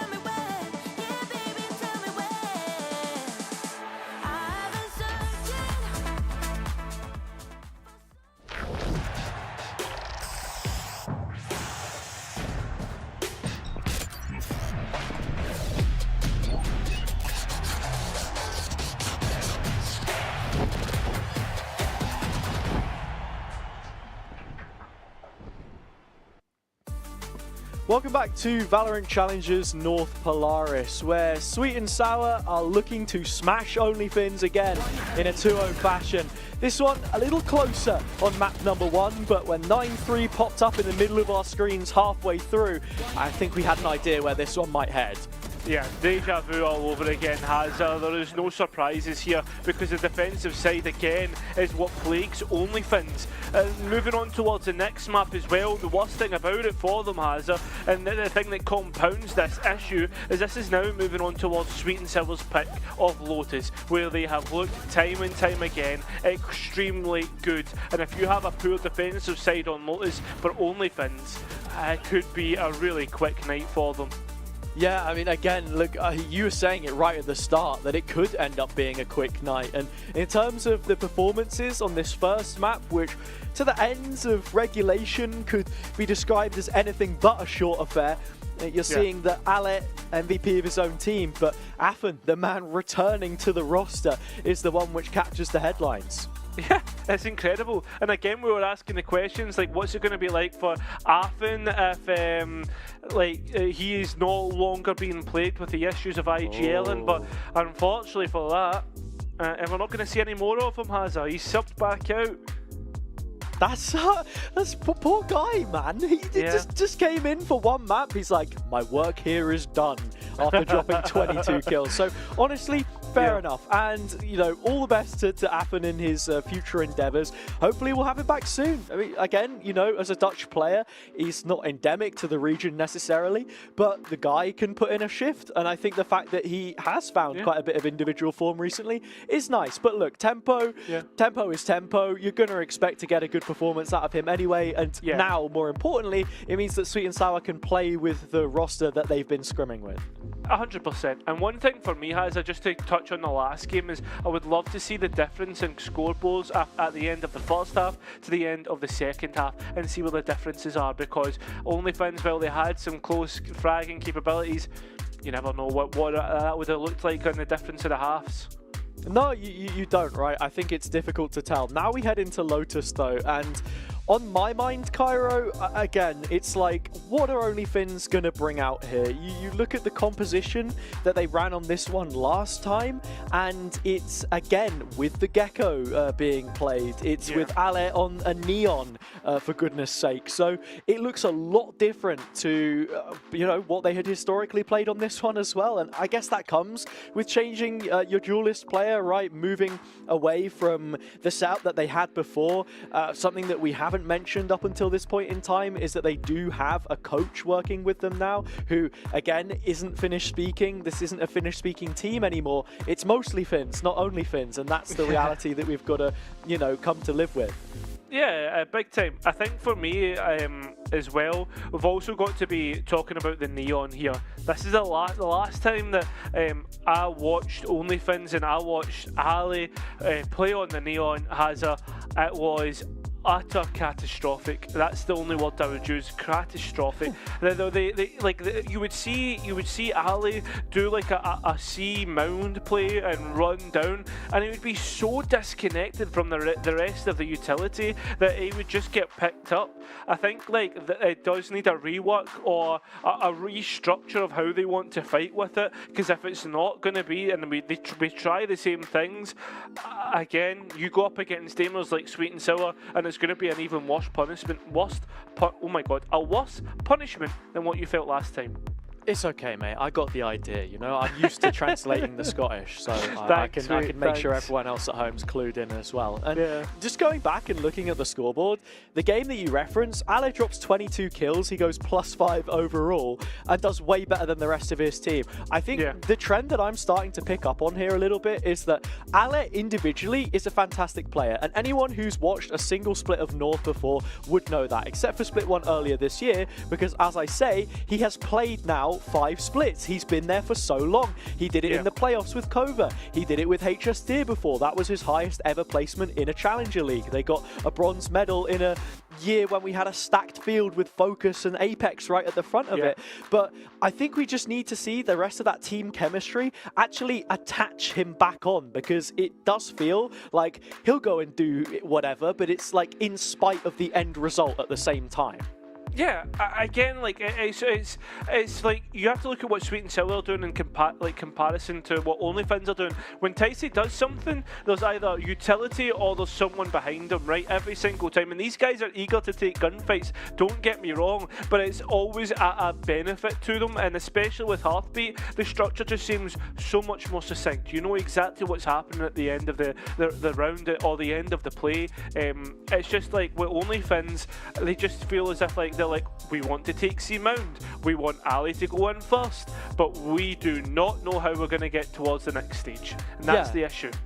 Like the set piece, do you know what I mean? What does the playbook look like? And again, this brings us back to the coach conversation, and I do want to touch on this a little bit more.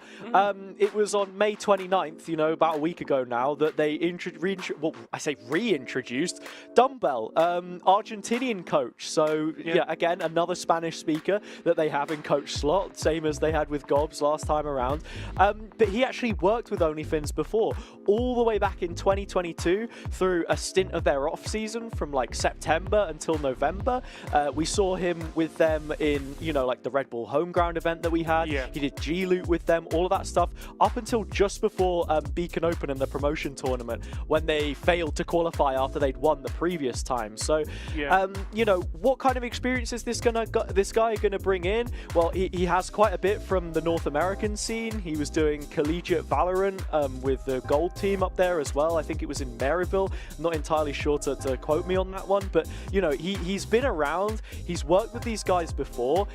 Can he be the one that really brings them together? Because there does feel like a bit of a disconnect right now, Cairo, and I think it's important to mention that there has also been a change in coaching staff.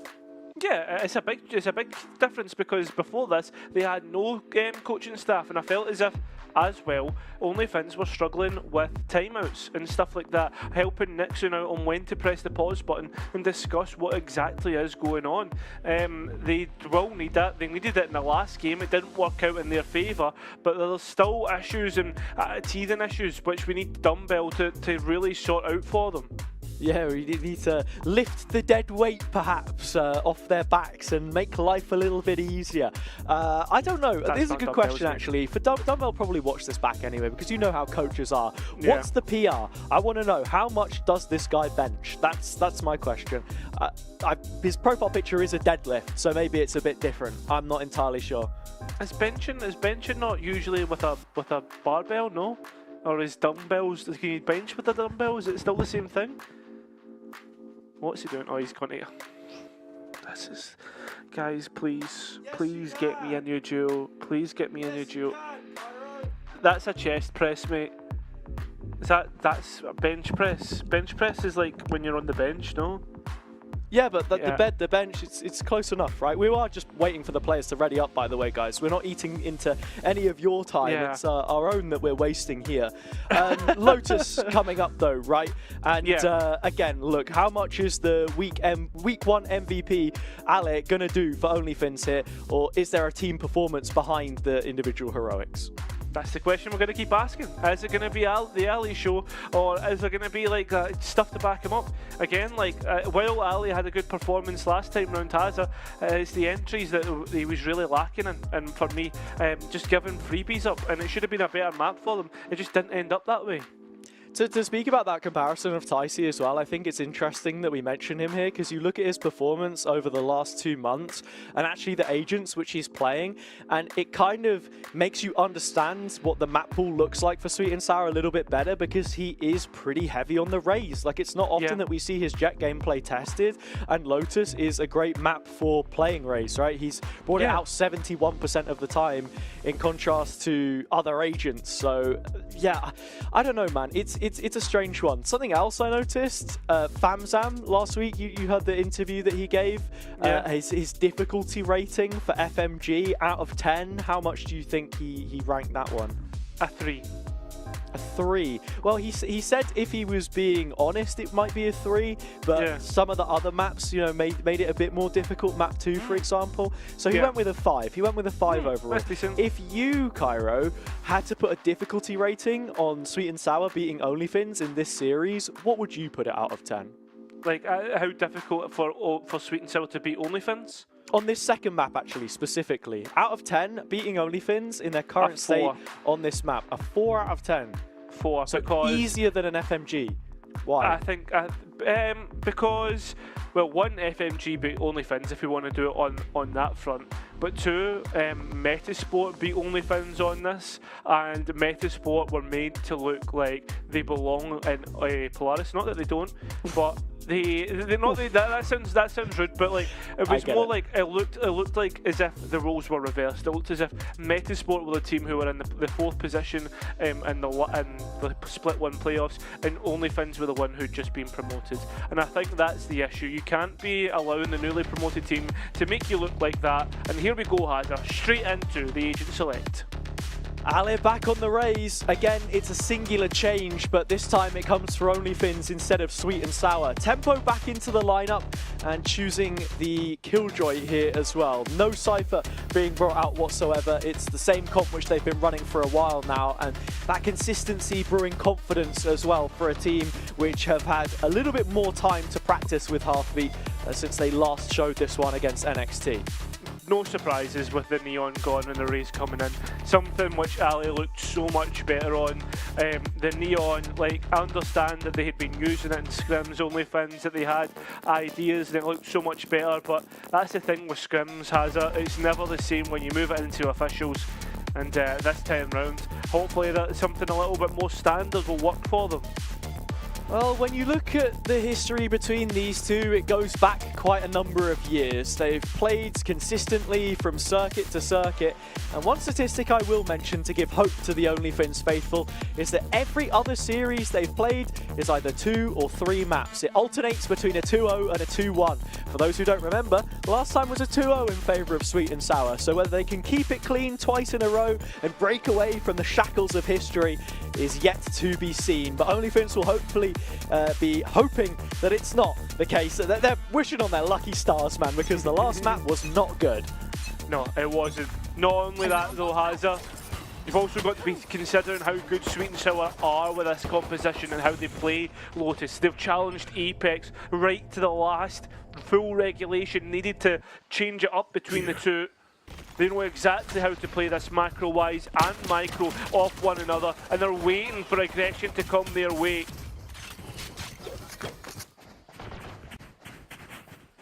Kicks off, damage traded, OnlyFins come out the worst of it. Sweet and Sour already rapidly pacing up towards this C site.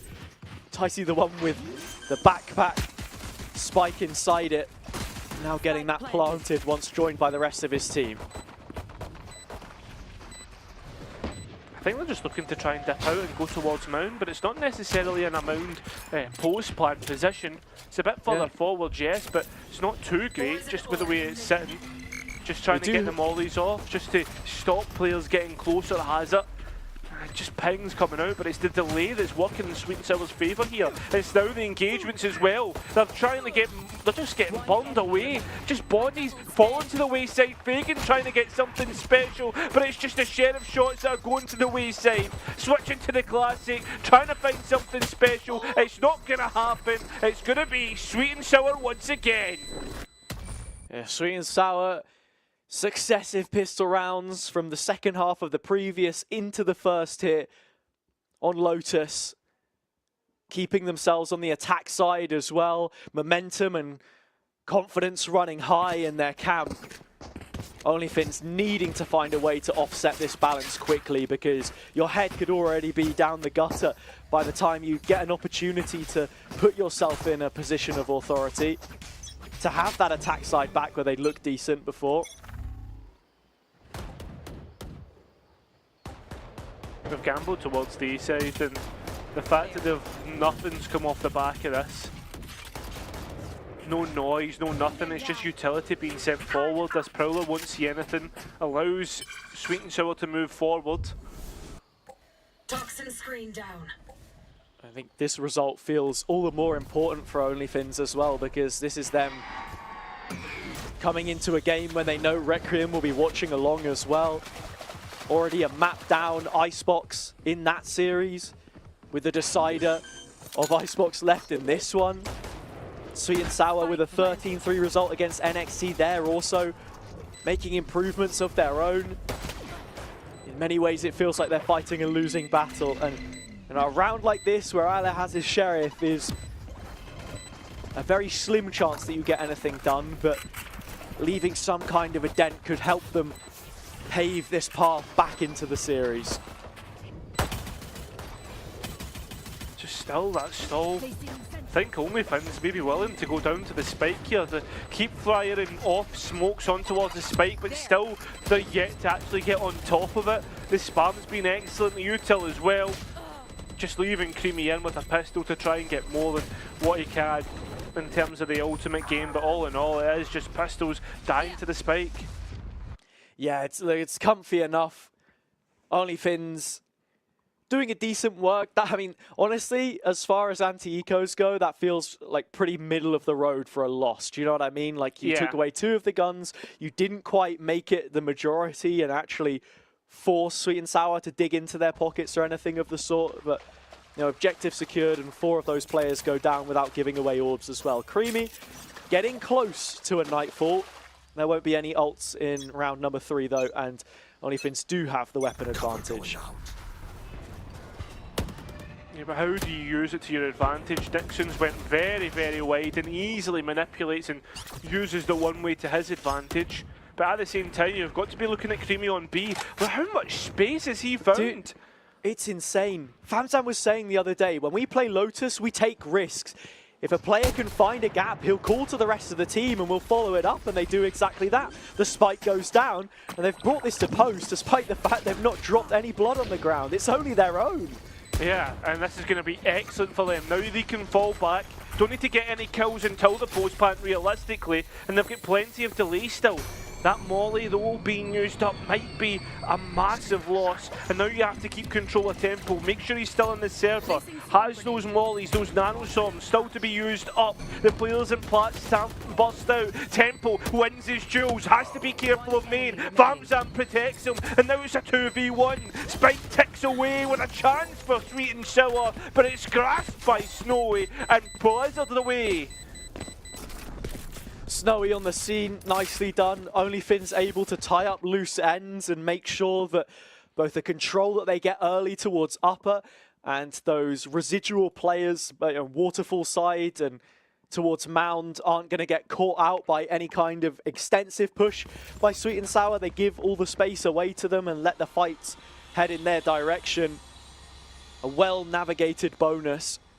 But even then, it was a bonus, and it comes down to a 2v1. So Sweet and Sour stock back up, and they're straight into the next. But it's not only that, with the damage that they've done in the last round, Hazza, it's now this round that's most important for OnlyFins.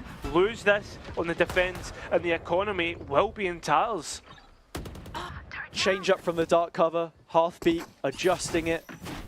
Nixon going wide on the one angle you'd expect him to, 2 rounds in a row.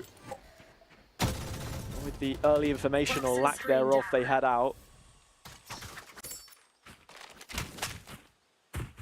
Look at Fagan, he lost his turret early. There was nothing to set up. He's without the alarm bot, only 1 nano.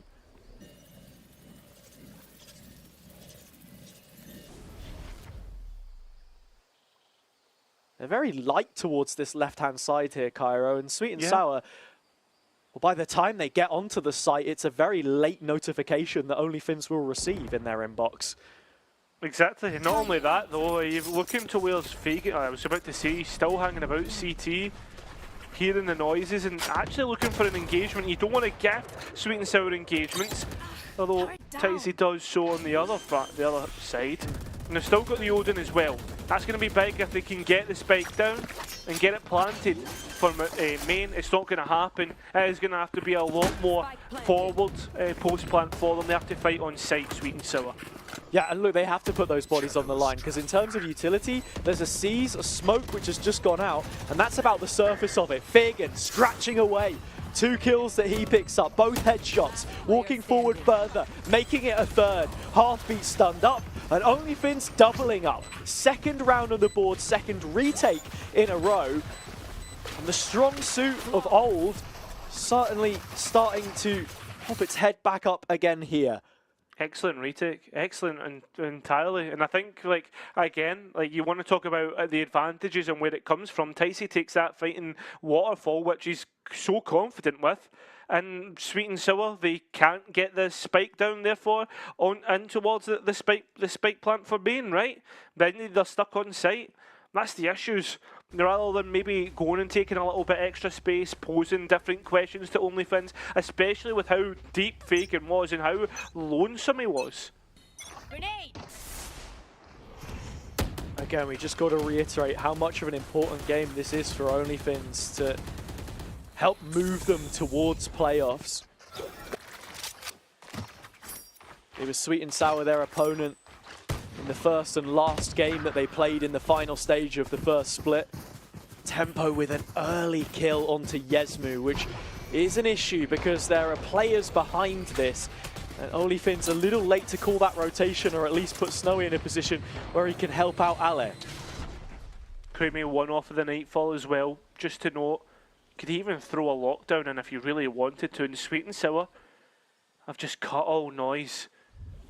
OnlyFins now have to go and research, find a way. Where have Sweet and Sour gone?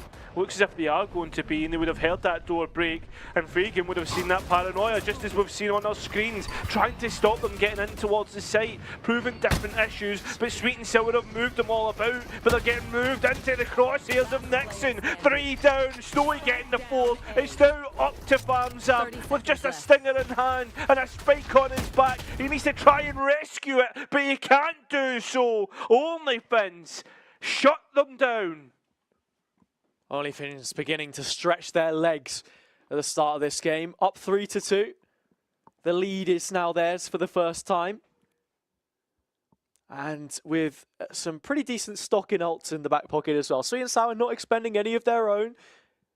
That previous round, just an exercise in building towards some kind of a set piece. And look, this is the big thing that we said, Cairo. Sweet and Sour, when it comes to actually having stuff cooked up ahead of time, they've actually looked better than OnlyFins, which wasn't the case in the previous split because it felt like they were the ones with the better preparation most of the time. True. Very, very true. You can see Nixon's already calling for the players to move over, but like the thing is though, is if OnlyFins overcommit here, which it looks as if they are, like that's 4 players moving across the map. A-side could be the weaker then. Yeah, and I mean, look, just navigating these setups and being prepared for what your opponent hurls at you for Sweet and Sour is an aspect to their game that we've just not seen much of up until the last few weeks. Like formulation, for example. Famzam was saying on the interview, yeah, when we played against these guys, like we had the right reads for little micro plays, like dodging utility towards Wine on Ascent, for example. And here, managed to pivot onto A successfully. Again, it's another situation where the fights only come after the spike is down. And the Nightfall invested after a thrash from OnlyFins, and Ticey's dodged the stun and got himself another, but it's on the site where all the engagements take place, and Creamy somehow won it, combined by Ticey. 1-1-1-1 each. Lovely, lovely stuff from Sweet and Sour in the end. Yeah, this is between the famous, the old ranked duo Ticey and Creamy, which combined to deliver the goods for them here. Again, it just feels like simple stuff, which is winning rounds for Sweet and Sour when they're able to pick it up. And for OnlyFins, it's much more of a team effort that we get. Fagan again finding a kill on the defense of his site. 7-2 in the server as things stand. You look on the Sweet and Sour side, we've barely got a player breaking even, let alone going positive. So it's less so the kills and more when they come in.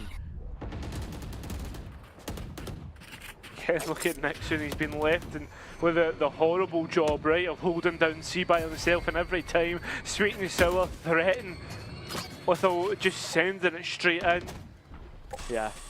I mean, it really is a thankless task, the solo anchor. Famzam 1 away from this pit. And while the orb is there available for him on C, it's the one on A which he's closest to, and an alarm bot to set the play. Rolling Thunder which comes in.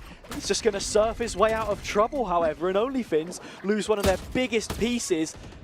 and all of the control that goes with it. They've just vacated and pivoted towards B themselves. Honest to God, it's like moths to a flame here, OnlyFins. As soon as there's pressure, they just send the full body to it.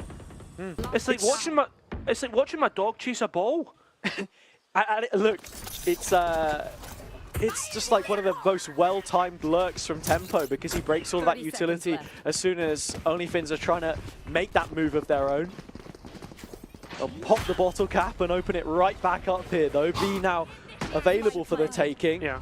Quite a few ults thrown at this round by both teams. The board has been cleared, and Sweet and Sour are trying to set up.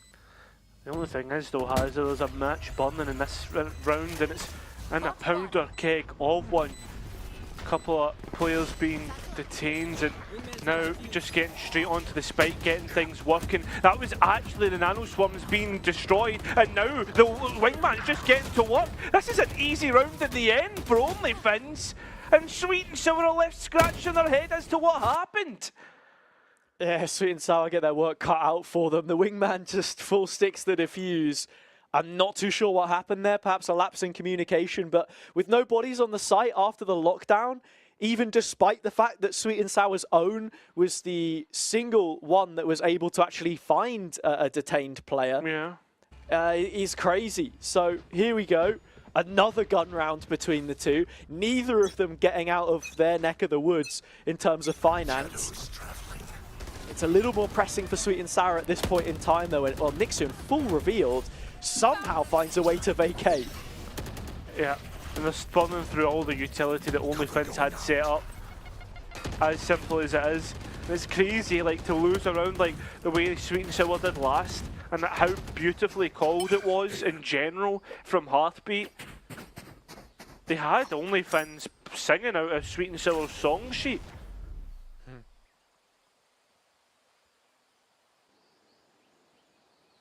It's all about the reset. Now The you're mid-rounding, right? Yeah, It's been like, such a big focus for where OnlyFins have been able to find success and where they've struggled. And you can see Ale testing the A extremity, drops all the way back, but we're inside 50 seconds now here, Cairo. yeah. I'm just watching Snowy. He's almost like a swivel. He's being distracted by everything that's coming forward. Oh my God, Nixon! He's bailed OnlyFins out of this round. Because it looked as if they were going to fall like trap to another play. Yeah. A 2v3 now. Sweet and Sour trying to fake towards B with that pit as well, but it didn't work. The spam line lands right to the dome of Tempo. Famzam left with it all to do. He will retrieve the spike, but wants to try and find an advantage with the time that he's got left. We've hit the red zone. Yesmu is spotted, and there's a much thicker wall to sit behind this time. Does get that kill before he goes to the second tap. Snowy queuing up. Ale too far away, however. And by taking that risk to engage with the OnlyFins players, it is the Swede which will be their saviour. It's lucky enough for them that Ali didn't try and swing off the back of that last one. Nice attempt from Creamy in the end. I believe it was Creamy. Just to try and bait the players out, but it's just that second peak. He just fights for a little bit too long rather than committing to the spike. So, it's Famzam, apologies. So yeah, no, it's smart, right? Because it's just, you have 3 players, send them in to die one at a time, right? Yeah, you know? it's the way to play Valorant, mate. I mean, look, it may not be the most visually appealing that we've seen, and well, Nixon doesn't need eyes to kill anybody. That's Ticey gone. Pretty big loss to take early on. Sweet and Sour's heavy hitter. Yeah. And gap close up against this kind of util setup. Here. It's just a reset once again from Sweet and Sour and how they set things up. Something that OnlyFins have been doing is, if you watch this, Hazza, they're setting up almost like a trap play on C Mound. They use the Gecko for the mid-round information, and then you've got Snowy just to come in with a stun or a flash to set the players up. Yeah. I think Snowy's been a lot more direct towards B as well, right? Like sitting right in the choke, seeing if he can catch Tempo, who goes towards C this time. And it's an understacked layer of players, Fagan and Nixon, which deal with that one. Sweet and Sour out of options, and that will just result in them all going down. The A play is thwarted, in a flawless fashion, OnlyFins will find their 6th. Don't know if that was like a satchel from Ali, but again, like in that round, I guess it's more to just to do with the weaponry, right?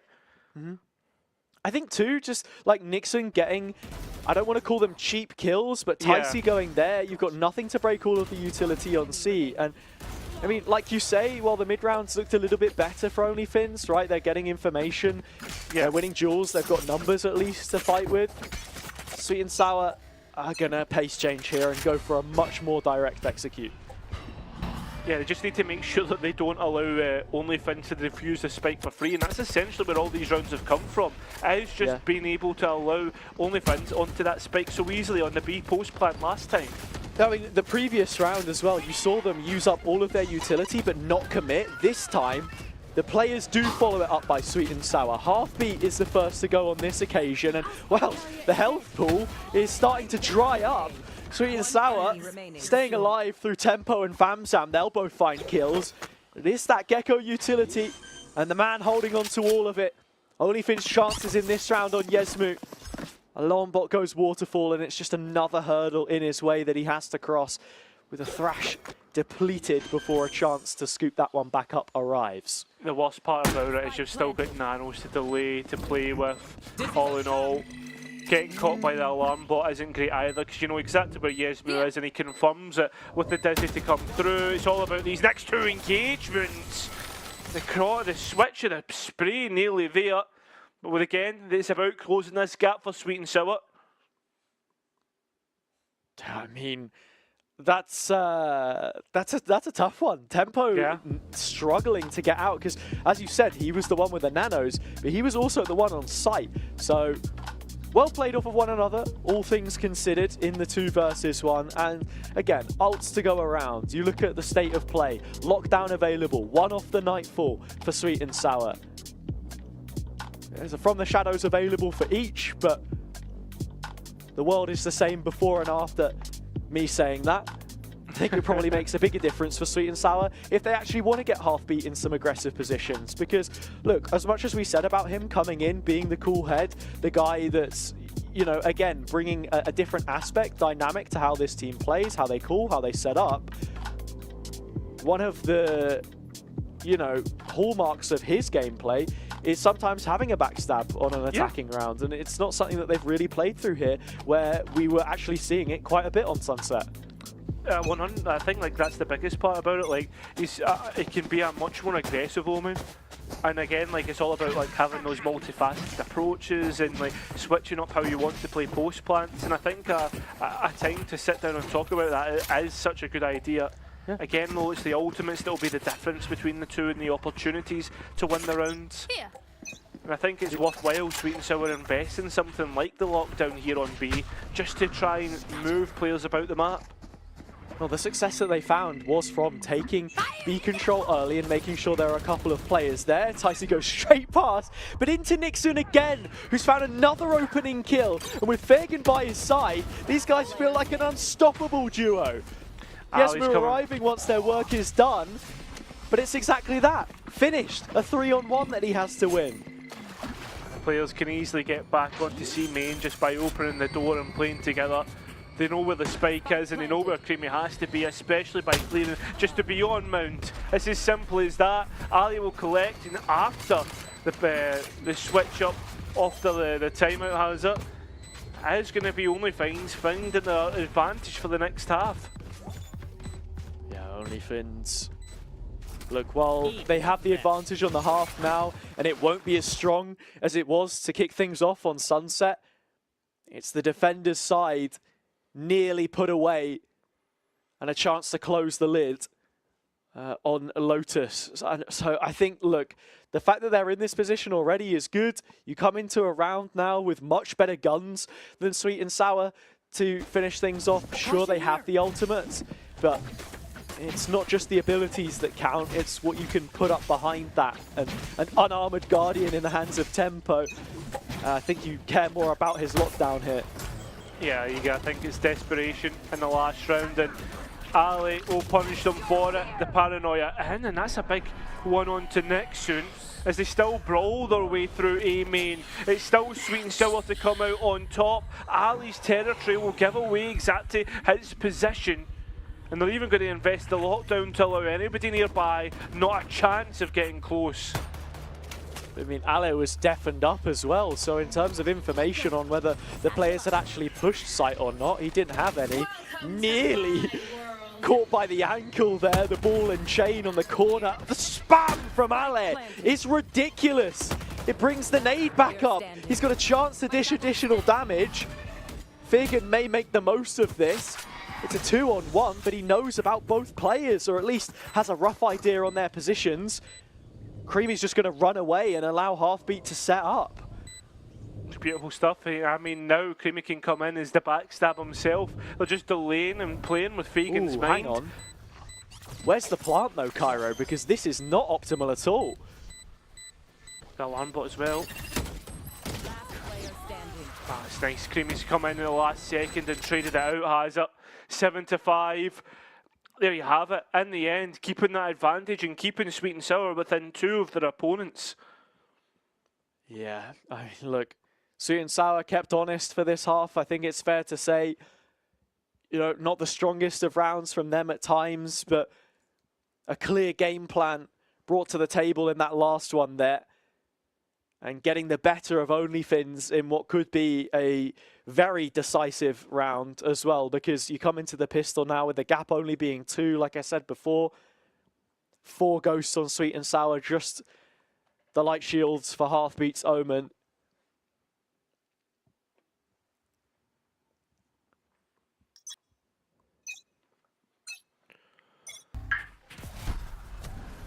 Now, what can OnlyFins do on their attack? That's a long time since I've done that. What, call them that, or yeah. use the website? Moving swiftly onwards, Heartbeat. The paranoia comes out, and it's enough to stop them from pushing him. Still 19 points of health. An early win for OnlyFins, and they've got space that comes with it. The other one's using up their own utility here. We're using the swarm grenade to clear out B main, but it's pulled the players closer to the C site anyway, so it's not the worst position in the world. It will be 5v5 once again. Can't quite stop the wingman, and we'll reset. How much health does that little guy have? I have no idea. Whoa, a flick from Ale. Just the 1 kill.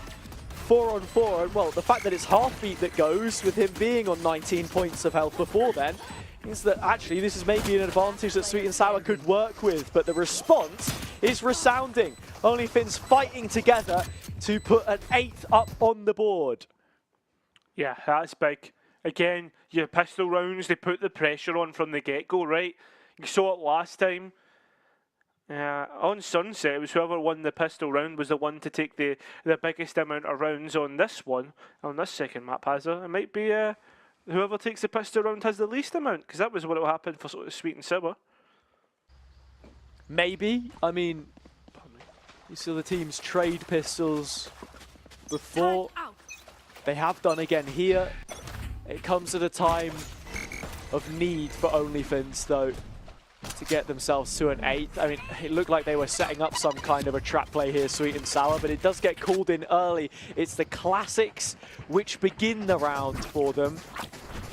And surely not like this do we see the same mistakes made again. Nice clear onto tempo from the Dizzy, and that's the first angle they needed to get into the site.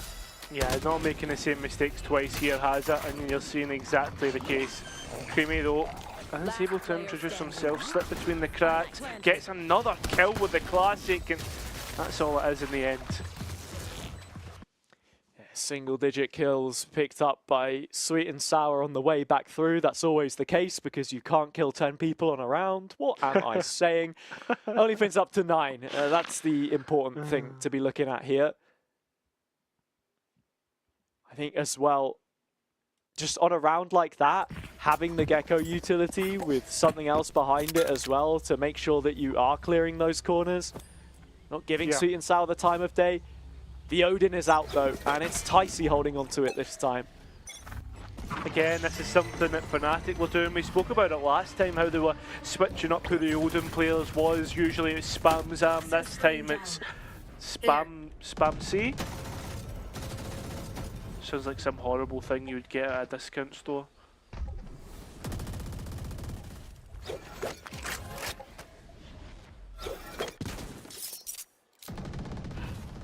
I think as well, like, when you're seeing like the spam coming through, usually you would think it would be the Viper, but with the fact it being the Rage, you don't know exactly where the Viper's been playing.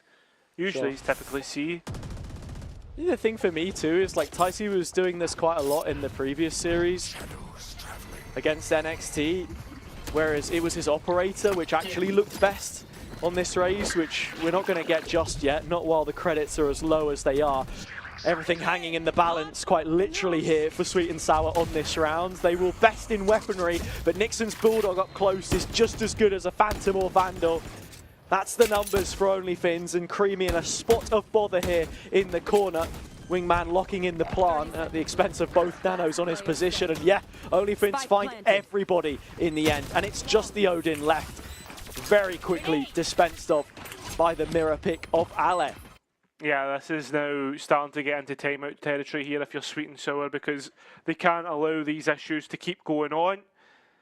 They're allowing just OnlyFins to have their way on this attack. This is so much better than last time round. I think it's just coming from like a natural, I guess, comfortability from Ali. Last time the Neon was incredibly poor. This time round you cannot fault his raise.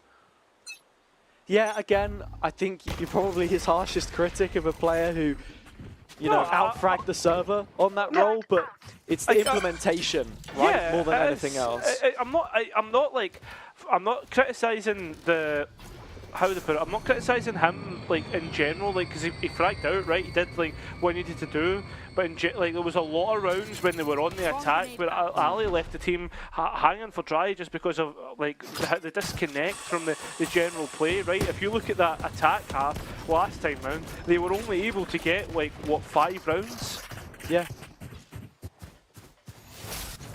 I think we can both agree that the Raze is more well-bound in terms of the utility that we're seeing. On this round, Snowy will simply empty his utility belt as he tries to make inroads towards the A site in the hope that it can pull a player or two over. It's not quite done that just yet, and walking into Tempo's Sheriff, these softened up players, well, could be easy enough for him to take down. There's 30 seconds left and a chance this Wingman goes denied. It doesn't know. That's the thing, the spike does go down and it's ticking away.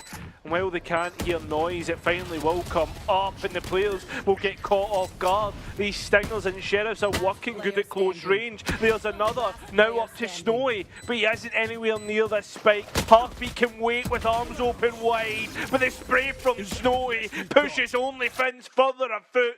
Only one round away from making this map point and equaling out the series score.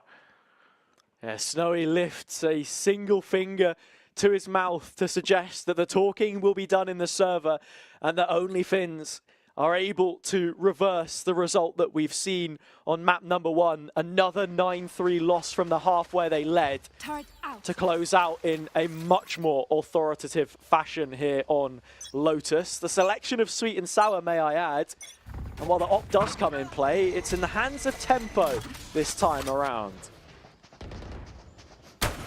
This is it again. I think this is something that we also saw against NXT, was Tempo trying to bring out the op. Remember bringing up the fact that he used to be a chamber player, that he's used to this. Harley's though, his showstopper will not hit what it wants to.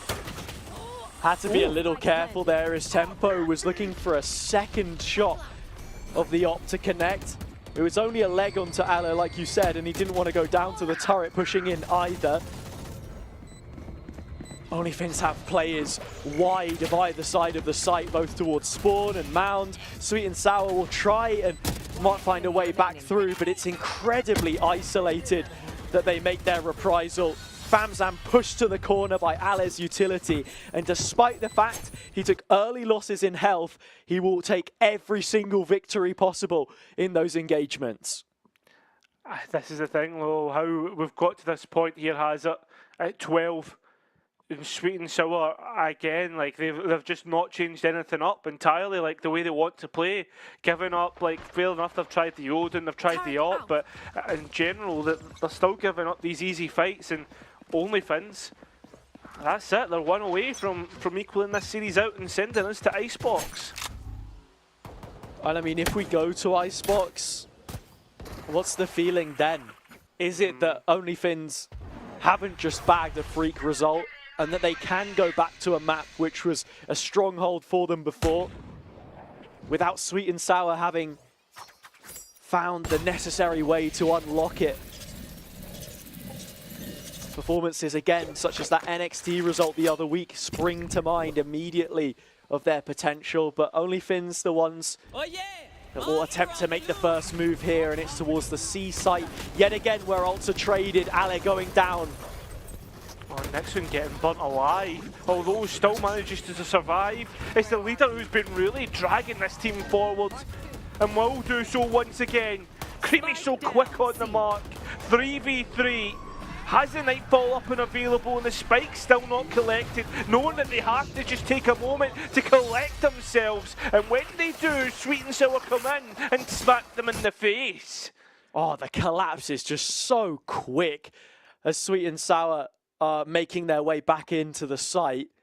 OnlyFins didn't have anywhere near as much speed getting through Bend there, and it comes down to the fact that Ale goes down first instead of winning out in that opening matchup that we'd seen from him. So food for thought, a little bit more time as this one extends further. 12-6 though, and quite the number of rounds that you need. Well, another 6, in fact, the same as a 9-3 to close up the gap, but you can't afford to take any losses in the meantime. Creamy hiding. Yes, we're really the only form of information, so if you break that dizzy, you're laughing. Oh my god, what? I've not even checked it, I've not even seen it. It's an even trade either way. Yeah. It's only that though, Hazard. It's the big loss of tempo. I don't know how Yesmu's managed to volley 2 back after Ticey opened up in that kind of fashion. He got a collat as well. 3-on-3, you've got to look at who's left alive though, and it's both of the Omens with both of their ults and all of the utility. Nixon gathering information off the back of his, slowly creeping towards a B, where you can see the alarm bot is down, so they can just walk all the way through here. Yeah, with tempo getting picked up early, this is what I was worried about, the passive control being lost for Sweet and Sour. Leaving Turret also has the flank, so they will know about this one. Yeah, they're leaving Famzam just to hold down Mound as the rest start to walk through and trying to wait to smoke out the turret they'll be known about. They would have heard this, and it's easy pickings up here for Nixon. Heartbeat though will get it traded, and Fagan was the big issue, the one they didn't account for. And that's the one who finishes out the map. It will be even in the end of Lotus. That leaves us with just the snowy and cold map of Icebox. Could it be Snowy's map? Could it be OnlyFins' map? They've gotten over the hump here. We will be going to a third deciding map. So for everyone watching at home who thought I was heretical for saying that we flip-flop between 2 O's and 2 1s, well, who's laughing now? Because we are going the distance yet again. And Icebox, I couldn't possibly think of a better map to wrap up the series between our lower final competitors from the previous split. You know, our silver and bronze medalists. I think still Sweet and Sour definitely have their name in the hat, their name in the ring to be that second place team, to, you know, move away from the chasing pack. But OnlyFins, with a result that we've just seen on Lotus, where they do close after such a dominant start, is giving you all of the potential that this team could be or could have been in the last few weeks that we've seen up until this point. Yeah, but it's still the same story, Hazza, that we came into here with.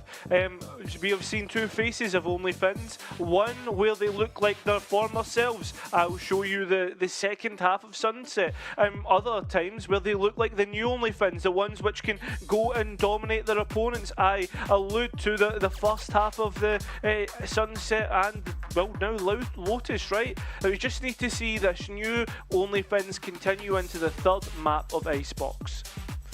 Well, whichever version of OnlyFins we get on map number 3 of Icebox, it's sure to be an excellent map. We have that one available for you after the break, so don't go anywhere. We'll be back in just a moment.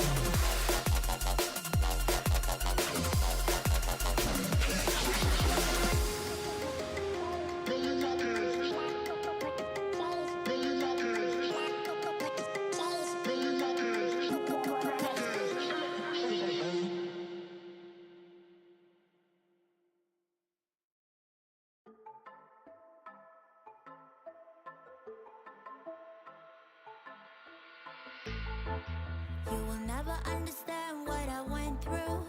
You never were a good listener. A good listener. You will never understand what you put me through. And you never be a good lover. A good lover. At first I believed I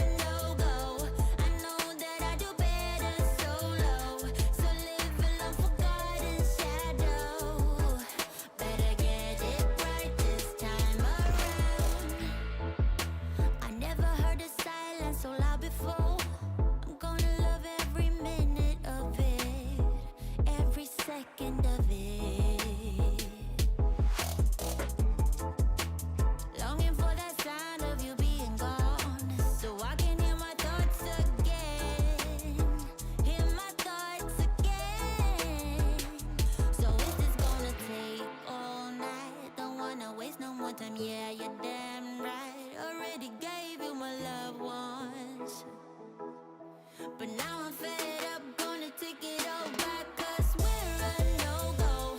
I know that I do better solo, so move along, forgotten shadow. Better get it right this time around. Yeah, we're a no-go. I know that I do better solo, so move along, forgotten shadow. Better get it right this time around.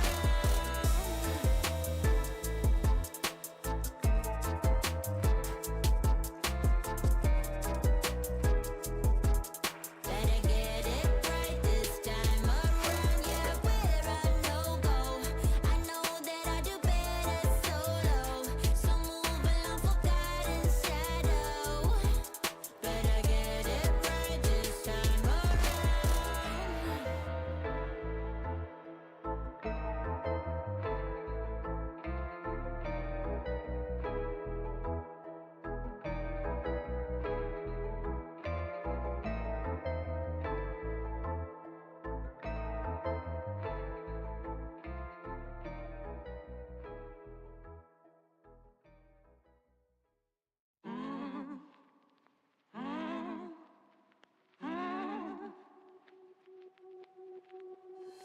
When you feel like it's over and nothing else matters, I know you feel so divided.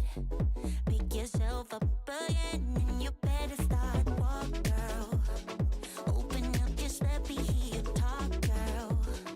You have come too far to give it up now, even though it seems there's no way out. Take a look in the mirror now, what do you see? You can be anything you want to be, you know. You will never be alone. Girl, go make your move. There's nothing left to prove. I know that you will find your love again. Don't be ashamed to cry. Hold your head up high. I know that love will save the day. Love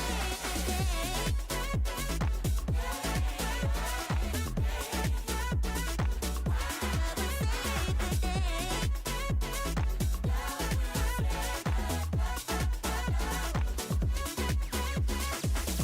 When you feel like you're stranded at the edge of the world, I know you've been taken for granted. Give some love to yourself and you better start walk, girl. Open up, just let me hear you talk, girl.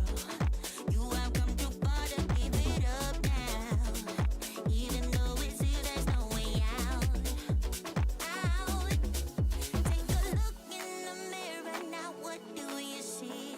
You can be anything you want to be, you know.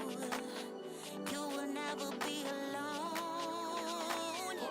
Girl, go make your move. There's nothing left to prove. I know that you will find your love again. Don't be ashamed to cry. Hold your head up high. I know that love will save the day. So go make your move. There's nothing left to prove. Don't be ashamed to cry. Hold your head up high. 'Cause love.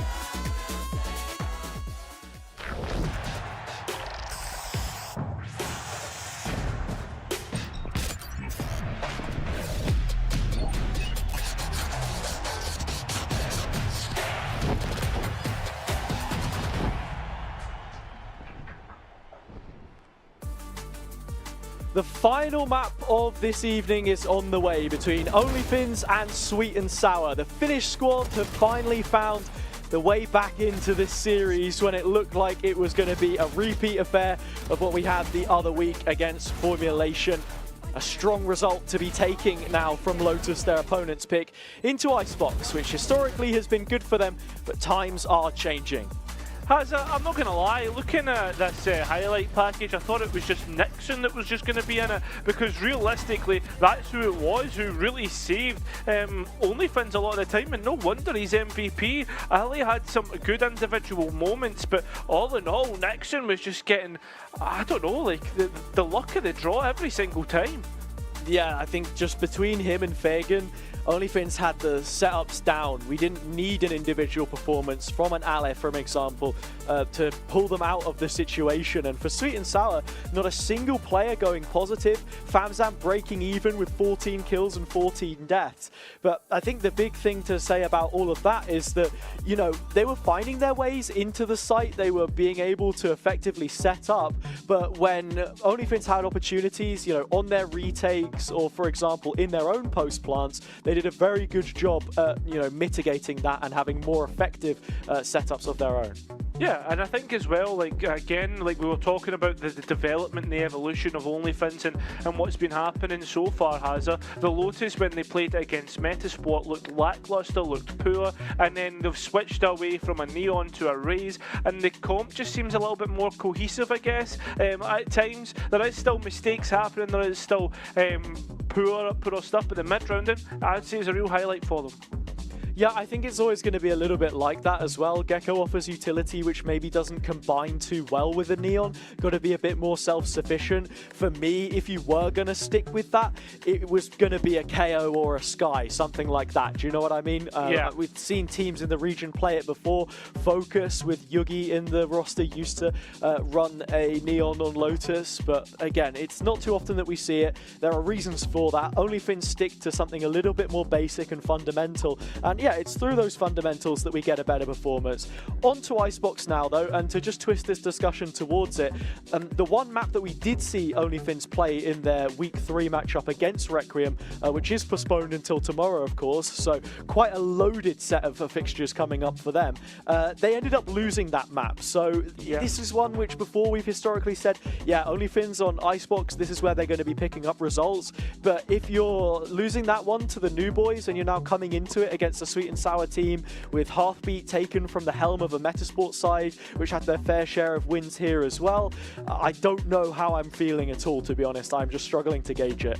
Yeah, this is a really hard one to gauge because these two have actually played it against one another, Hazza, in the upper bracket semi-final, if you call your mind way back to Split 1, and it was a 13-6 in favour of OnlyFins, but that was back when Sweet and Sour were still playing double walls. They hadn't evolved into what they wanted to play for this. Remember, this is something that we actually saw Famzam talking about, or was it Famzam or Creamy talking about in the interview last time round, saying that they highlighted this as something that they wanted to change. They wanted to try and make a strong suit in their map pool, and they've done so, especially after the most recent results that they've had on it. Yeah, and look, you've got to be thinking in that direction anyway. What does our map pool look like with Heartbeat coming in? Are we implementing any elements of, you know, previous maps they used to like? Because I think, again, as well as both of these teams in two different minds, I think of Sweet and Sour in those first 4 weeks from Split 1 and then the time spent afterwards. Up until those first 4 weeks, we didn't really see Icebox from them at all. They lost it to Hookahs and we pretty much didn't see it again until it came into the playoff stage, and that playoff team was a different team.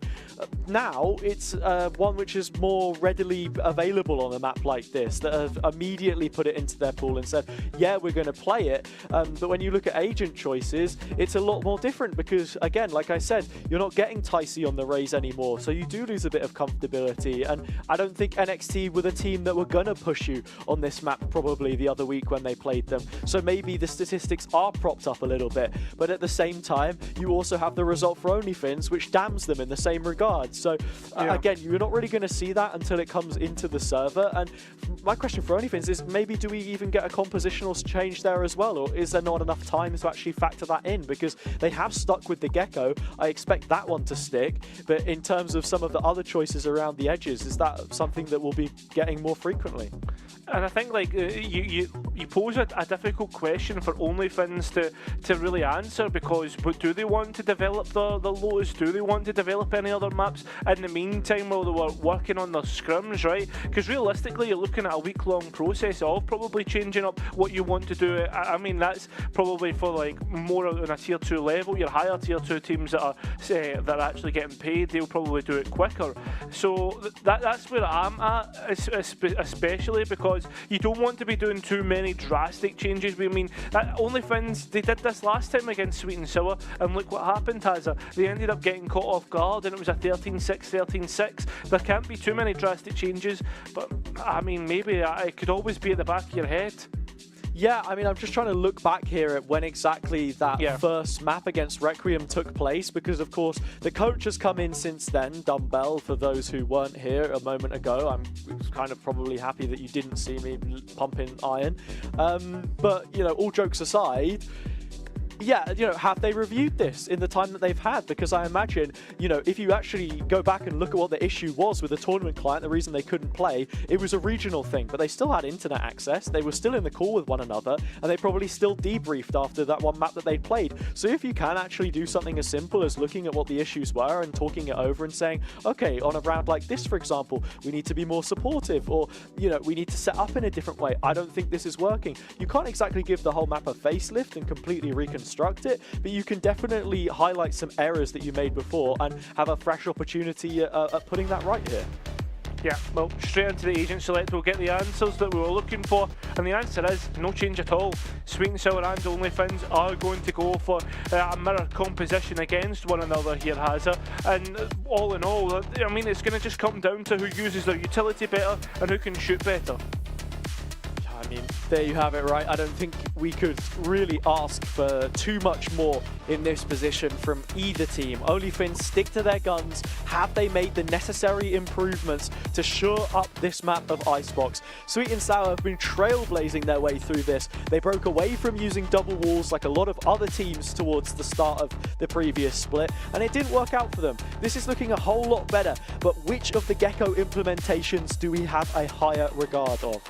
I think, honestly, Hazza, it's going to be hard to really pick Ellie Doors who we think's better, because so far through this matchup between the two, this series, Yesmu has consistently played Gecko to a high regard, but at the same time, though, like that sunset, the way that we saw the Sweet and Sour boys play off of it, again, it's the same thing. Like we still saw a good to a high degree. Big roar from Fagan, or maybe it was a yawn. We'll see exactly if that's going to be what brings the boys forward. Yeah, well, you know, it's an instinctive thing. If you yawn, then other people typically do so, and I'll give you a bit of time to mute up your mic and get those feelings out as well. But no time to be falling asleep. I am locked into this one. OnlyFins versus Sweet and Sour on Icebox. One final thing to mention as the statistics came up there. Yes, Sweet and Sour have made improvements, but it is just that one win against NXT which they have to their name. The previous other 4 outings all went against them. How much further has this one developed? Has it developed enough in total to actually snatch it away from OnlyFins, who, for a team that we've said has been inconsistent, could finally prove to put a consistent result against one of the biggest scouts to take in the region? Team with a bounty, a target on their back, and Nick Sunwell played excellently in this second map, looks to push it again. Do they check the right corner? They will, and he's pushed too far this time round. No more smokes for the rest of this map, or the rest of this round, sorry. The rest of the map. Gee, well, look, it's nice to know that you're already putting faith in him to win a few more of those opening duels. Like you said, it was the main piece of the previous one. Already you're seeing utility come out, Heartbeat catches a lick of damage, and Bam's done a whole lot more. Dome piece broken by the Sheriff of Ale. Now Sweet and Sour, what do? Can they reassess these options and go elsewhere? OnlyFins aren't going to give them a chance. The spike is heading off in a different direction, but it's a 4v2 when the dust settles. Yeah, and now they're going to have to try and get the spike down and get extra picks, and Hazard the bottom to Ghost, so there's no light shields. This is all they've got. They have to deal with what's in their pockets, and there's not any util at all.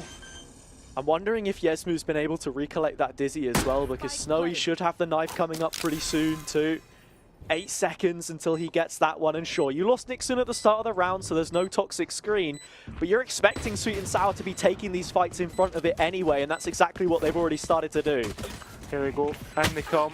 Players already taking note of Tempo's position, and there's plenty of bodies to fling at the scenario. It's all up to Heartbeat, and well, the beat will be going no longer for the Heart.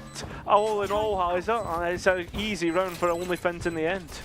Yeah, flatlined there at the end. The Italian IGL, Sweet and Sour losing another pistol round, and for OnlyFins, it's a great start to the defenders' half. I would have liked to have seen OnlyFins, Sweet and Sour actually react towards A, or maybe even cut noise after they got the pick onto Nixon, because that's the Viper wall down, right? Yeah. A's so much more open. I think they would also be fancying their chances that without that snake bite there to try and slow things down. Yes. A mistake I'm commonly making at the moment is forgetting that he's not got a couple of those to really stagger you out. Yeah. Is that, yeah, there's not going to be any of that utility, but it's a mistake that they made because the fragment did it eventually. And, well, Ale, it's been all headshots so far to kick this one off, and it's the Outlaw, which, looking good, is going to be nice for a few of those, even below the waist. Oh, with no Below the neck, actually, I think. Yeah, you know, the bigger body mass. Yeah, that's no heavy shield, so of course Ali's going to get that much better. I mean, a full save up. I think we saw, like, what, one Sheriff? I think Ticey will be the only one. No, it's not. They're going to go all the heavy shields just because of the presence of the Outlaw. Yeah. And, I mean, if anything, it eats into the supplies as well. Any of these players go down, it's a more hefty repurchase on the next round. OnlyFins sticking it out with the guns that they have, and Snowy actually picks up the Outlaw instead. So he's going to be holding belt, and Ale maybe looking for a quick pick early on with a dash. You see what the idea is here. Yeah. They will be getting aggressive. The Tizzy's been sent either way as well. Oh, Jesmu. Unfortunately enough for him, he can't get the picks, and it's just clean from Sweet and Sour all in. And they pause, await the next mistake from OnlyFins, because the first two have been theirs. Yeah, I mean, they sit on a pile of skulls at this point in time. You're just waiting for OnlyFins to make the mistake, and sure enough, it'll come. Snowy goes down. Now a 5-on-2. Sweet and Sour continue to play the patient game and hold their nerve a moment longer. It will allow Fegan to get into position, but even then it's a 2 versus 5. It's the fact that just pause and they're using this orb in mid to bait OnlyFins out. The knife will tell you exactly how many people is here. And they probably hear Nixon's steps as well. They're starting to run away. They don't want anything to do with this, and that's fair enough. Tempo will get out easily. They'll give up that ultimate orb to Fegan, but in the end, it's just a foot race to be. And that's the thing. Sweet and Sour say, look, catch me if you can. We're going to start running. Creamy will build up towards the ultimate. Famzam's already sent the wingman out, so they can't adjust who exactly it is that will get this final orb. But yeah, I mean, then, look, even if you start running in this direction, sparing any heroics from Fegan, which gets the first round on the board for them, you know, he's going to be the one hanging around towards A. Like, you could maybe even get a 2v1 or something on site against Nixon, and that's more favorable than running into a couple of players that could set up a crossfire, for example. Yeah. I mean, how this many is very well read, and the early utility was great too. I think that's the big thing. OnlyFins were shut down quite quickly, and yeah, there was no one to play off each other in their own setup. Exactly, and I think, like, the thing is though, is you never want to try and break a crossfire, like, if you don't need to, just because of how strong it can actually be. The op now is the biggest thing to talk about, is Ali, and someone who we don't typically see open.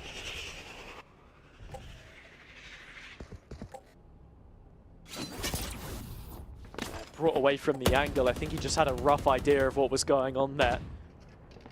Yesmu's here again. And yeah, last time it felt like he wasn't really able to play in behind Ale as well. You had Snowy watching belt, but it was between those two that things fell apart. Sweet and Sour back to B, and it is Nixon here again, but he's in a lot more restricted a position this time.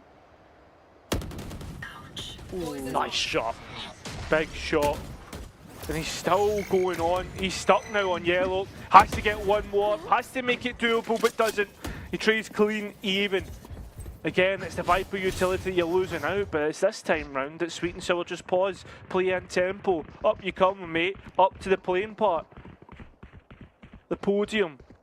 Bat in hand. Just behind Oil, resting on the shoulder, waiting for the ball to be flung at him, and he's seen them. Positioned, ready to go. The re-clear now is what's most important, and Tempo doesn't win it out. It's Ali's up. He was so well set up for that one, Tempo, as well. And you've also got to think, OnlyFins was so late on the rotation. Spike isn't even planted at this point, however, and the Floods come back through. Yesmu taking down Creamy with only one Gecko on the opposite side, but the opposite number is ripped clean off his back. Brilliant stuff from OnlyFins on such an important gun round. I think if he can catch the shoulder of Tempo as he got into that position, or was that a step? Whatever it was, he's given himself completely up, and I think that's when the dominoes start to fall.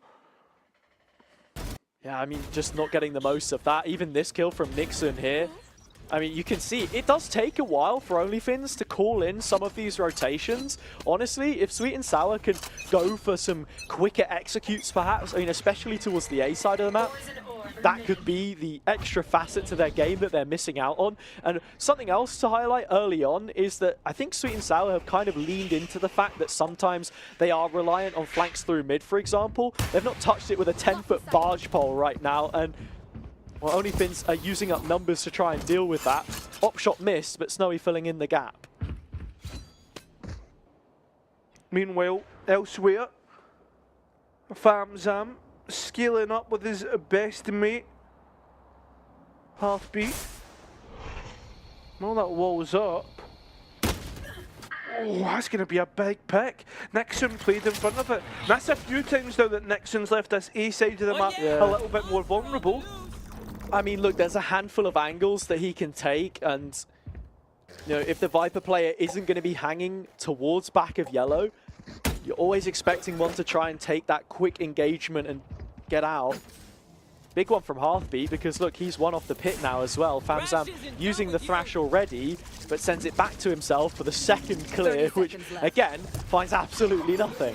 Yeah, but it should allow for the spike to go down fairly easy, and it does so. And now you've got the null command if you want to use it early doors. Stop this retake being so strong. I think the biggest thing is they weren't able to deposit a player behind it. So Sweet and Sour, while they do have, or did have utility as this ult is flaring off, they've not got too much space behind it. Here we go. Gunfight still not being able to get taken, and still the Dizzy can tick on forward. Ali stands back like a menacing figure in the back lines, faking though, getting further and further forward, and now it's up to Heartbeat, flanking through, but the wingman's already done the damage. The spike is diffused, and it's OnlyFins who continue this run of form. I mean, it's crazy to think as well, when you actually look at it, OnlyFins getting a 13-6 result on Lotus is starting to set in that if they can start off this next map equally as good and carry it through, then Sweet and Sour will just have gone missing towards the tail end of the series, which is starting to become a real possibility in my head as they drop down onto the eco here as well. Finally, it looks like we might get that pace change coming out of them. Yeah, but does it come in too late? Doing it on an eco, you're setting the precedent that you only want to do that. As for now, still Snowy hasn't been found, and neither is Yesmu. They're just collaborating. It's nice and easy for them, man. Yeah, exactly. What more could you ask? They know exactly where Tempo is, and Ali's just going to run it down with a shorty. He's completely blind. It's easy enough in the end. That's why you don't run it down, I guess, Hazza. Yeah, nowhere to run and nowhere to hide. Tempo gone, a flawless finish for the Finns. They're not over the finish line just yet, though. And a timeout from Sweet and Sour could not be more optimally placed. Yeah. Again, reiterating, these guys don't have a coach to work with, so it's between these five right now to work out what it is exactly they want to try and do. And you can see, I think one of the biggest assets that they have had is that while you maybe have an IGL, everyone's vocal and everyone's creating plans. I think they all have good ideas of how they want to play the game as well. Like Ticey's always been one of the more vocal ones about how he wants to try and implement stuff. Remember, like all the way back in Beacon, he was trying to implement loud comps, like for instance using double walls on a Haven, stuff like that. Fair enough, I think it's fair to say that understanding of the game wasn't as strong as it was now, but they've always had a plan, right? A vision of where they want to be at. And how exactly they want to approach the map, which I think looking into this one, like you said, we've just seen that eco for them not go particularly great. I mean, it was terrible, in fact, because they've tried to push the site and not found a single kill, no spike plant, nothing of it. But at the same time, you know, show a bit of variation perhaps, who knows. The pit is available, the Thrash can clear it out. Where do you go from here if you're sweet and sour? The answer seems to be middle, or at least to deal with that turret early on, but the damage taken by Figan in the process is damning. It's incredible, and again it just shows you how good OnlyFins can be, but they'll continue to force the issue, Hazza. And the thing is though, they're playing for Heartbeat's ultimate. That's why they want to take Kitchen, and they've already lost Ticey. Ali continues to try and get aggressive, and still the pit is available if they want to use it. They've not lost them yet, but I tell you what they have lost, Spike, and that's the biggest loss entirely. It's up to Heartbeat to clutch this in a 1 versus 3. The plan has gone awry. I mean, sure, a couple of individual engagements there, which Ale wins, but also the re-clear through mid was brilliant from OnlyFins. Pit invested by Heartbeat. He's putting his chips on the table. It's a big piece that he'll use to get there. And a third kill now in the net means he's on for an ace, with nobody holding on to the position of the spike either and 30 seconds left to plant it. He's waiting, thinking about whether someone is maybe locked in towards Kitchen. He's even escaped. He's going towards A, Hazza. Time is ticking away. And fair enough, yeah, you'll be able to set yourself up on A. Pit drops, Jig is up. We'll have an idea about where he wants to be. It's all about how this post plant looks. Yeah, 10 seconds. Look, the curtain has fallen. OnlyFins now under no disillusion as to what the situation is. Heartbeat has managed to find a way out. He's wriggled into the setup on the A site, and with a snake bite in his back pocket and an open plant towards the top site, he's in good stead to win this out. They have to play this together, OnlyFins. Ale goes in, but it's Nixon lagging behind him who falls first. The snake bite is used as a preventative measure. Ale kept at arm's length. He'll use those hands to defuse the spike fully because Heartbeat has called his bluff and failed to succeed. Ale with a quick scope. He closes for a 6th. Yesmu can't believe what's just happened because that is daylight robbery. They were laughing, Hazza. They were laughing because they cannot believe how easy it is in the end. Heartbeat gives so much respect to his opponent, knowing the experience of Ali, how long he has been in Polaris, knowing there is no way that this guy will just defuse the spike and disrespect me. It happens, and that is the result in the end. 6 on the half so far. And they can only, I guess, grow this advantage, and you can see how frustrated Heartbeat is off the back of that. Oh, the camera just cuts away, but Ale gets a look at tempo, other side of the map, and rotation's heading B.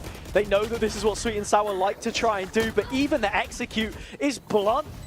Figan, Nixon, Yesmu, the lot, they have a response for this one. Well, the spike is down.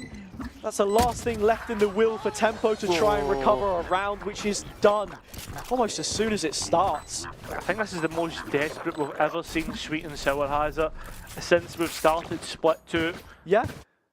Right off the back of a timeout as well. This is where you're expecting them, you know, to formulate stronger plans. Even you look at the previous round where it comes to the 1v1, it's only saved by the fact that Heartbeat finds 4 kills in the process. The utility usage on some of these re-clears has been fantastic. And even there, just holding the site, I want to speak about Figan for a second, because in these last couple of maps, he's looked like the gold standard for a Sentinel player. And honestly, again, it's this thing where you're seeing, if OnlyFins were more consistent, why isn't he in the conversation for one of the top players per that role in this region?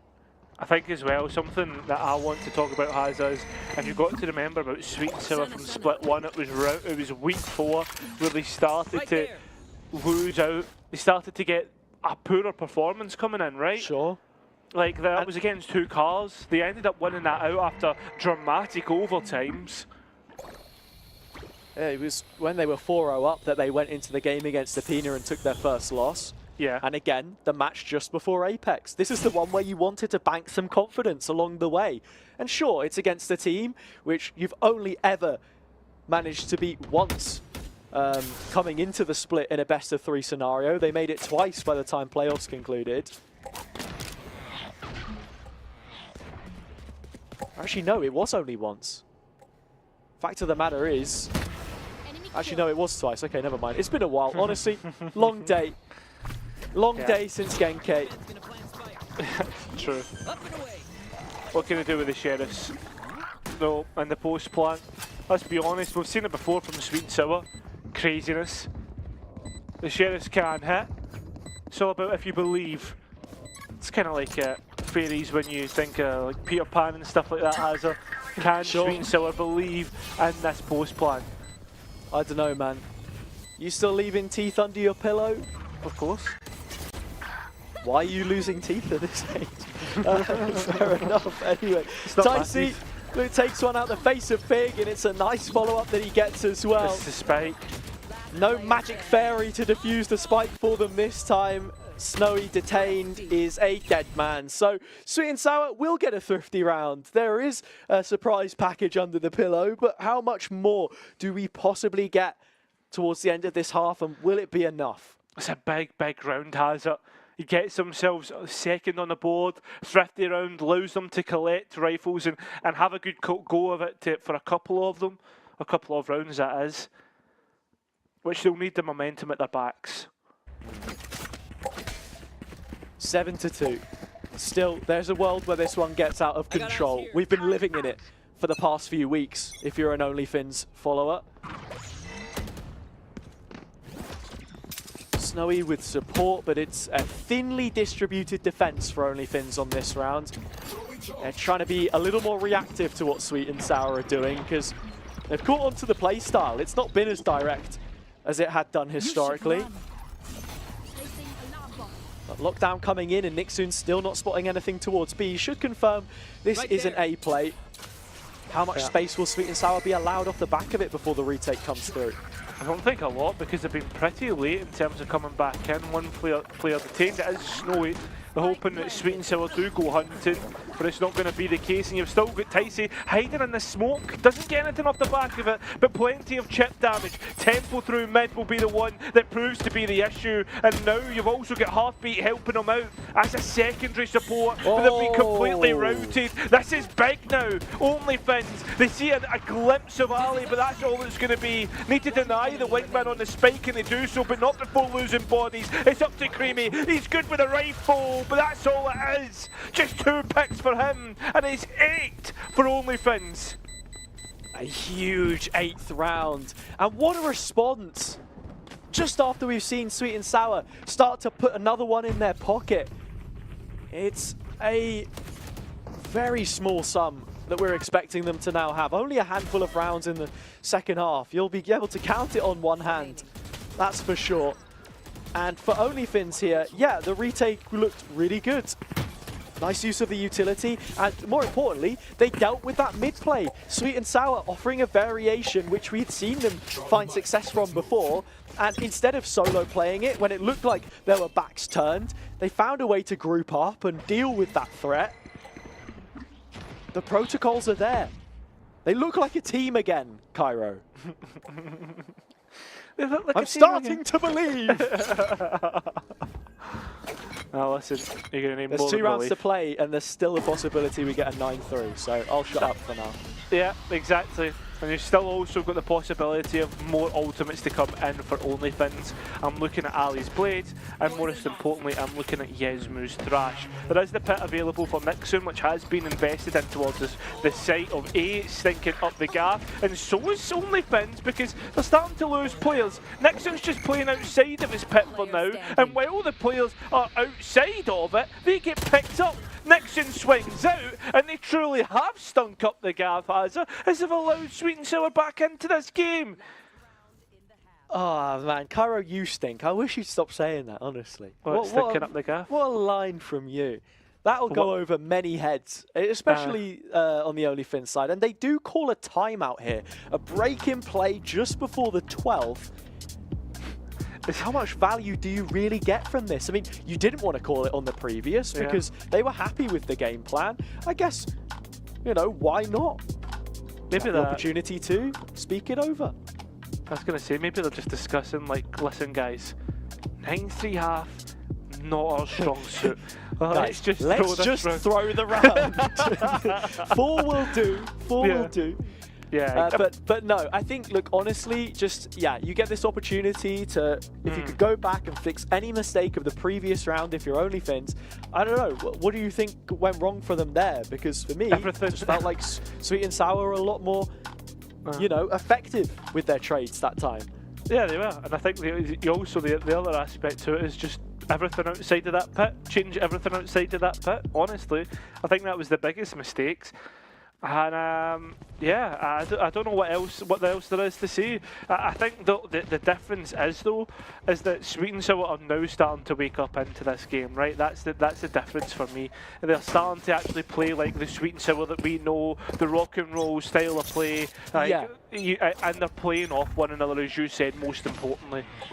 And the thing with Sweet and Sour is, I kind of wanted to come into this with the idea of, well, second place team, you can never count them out.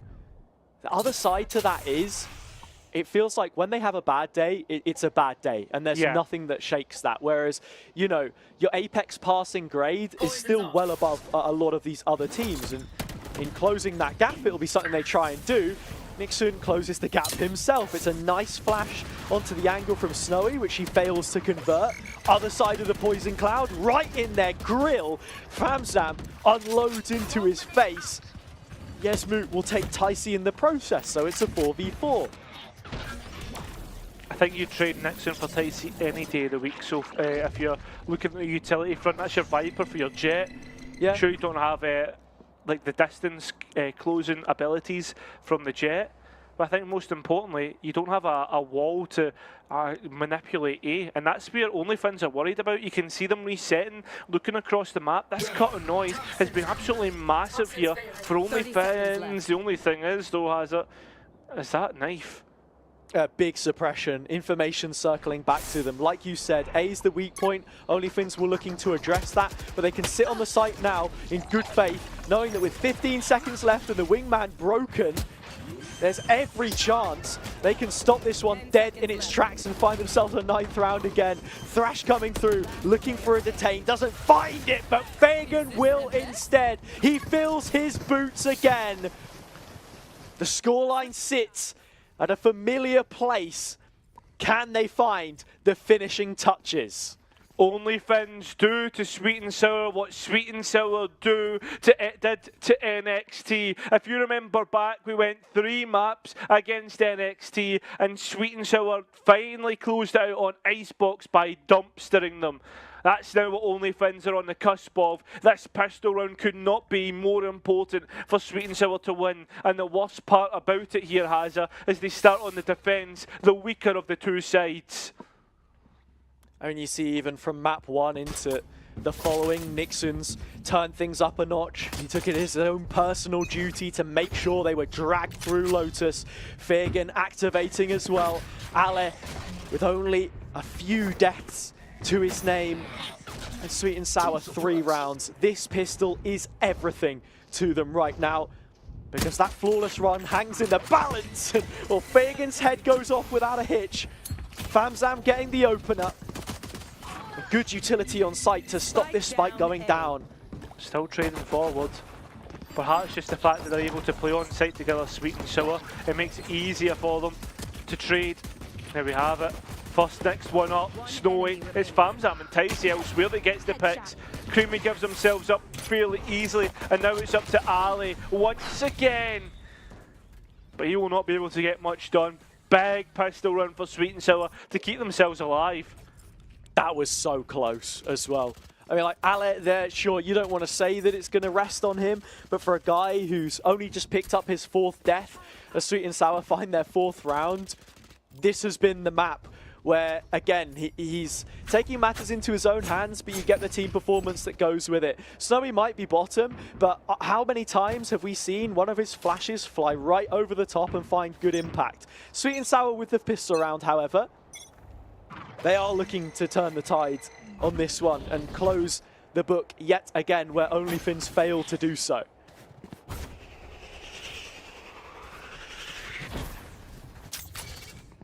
Just not wanting to go any further. Just the dash is gone, so why stay in a forward position? In fact, actually thinking about rotating towards A. Poison's off. OnlyFins go back to this default style of play that they played on Sunset, where they just kind of death ball.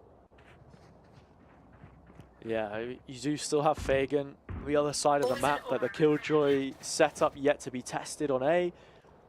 And Ticey walking right back in to do exactly what Ale did to Sweet and Sour on their 2nd round, their anti-eco. He's the one that lands the shot first though, the Swede.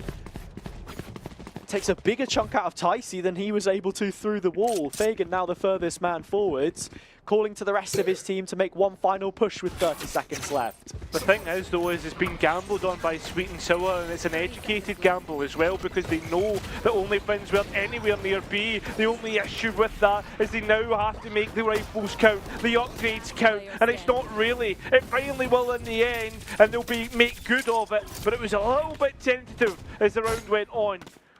Yeah, look, there may be a pistol upgrade here and there for Sweet and Sour, but they've lost the majority of their bonus. It doesn't look like any of the players are going to be buying into anything more substantial, so this defender's side has got to work with the hand that it's been dealt.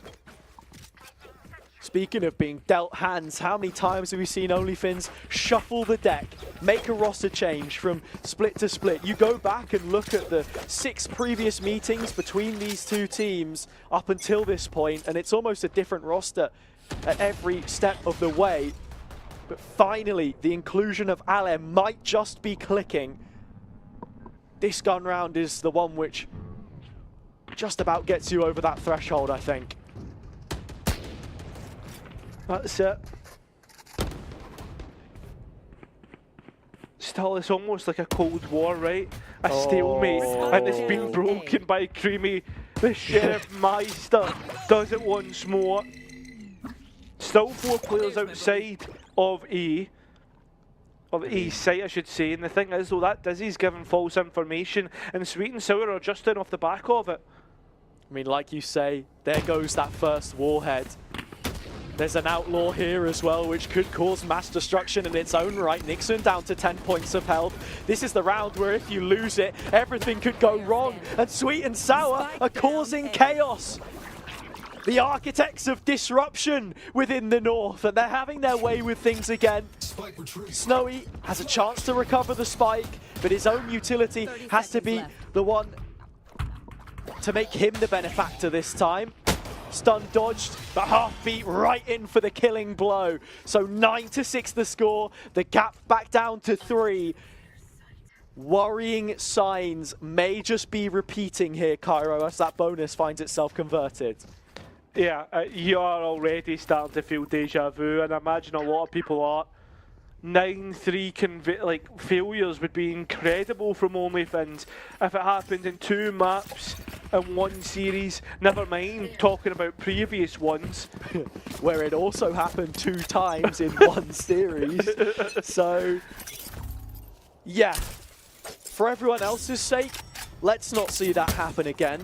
For Sweet and Sour's sake, let's make the most of this opportunity and go 4-0 in the league, as we did last time around.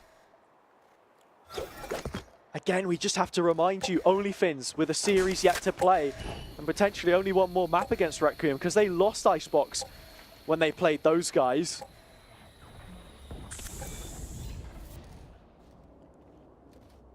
Squad of rookies, the same way that both of these two were.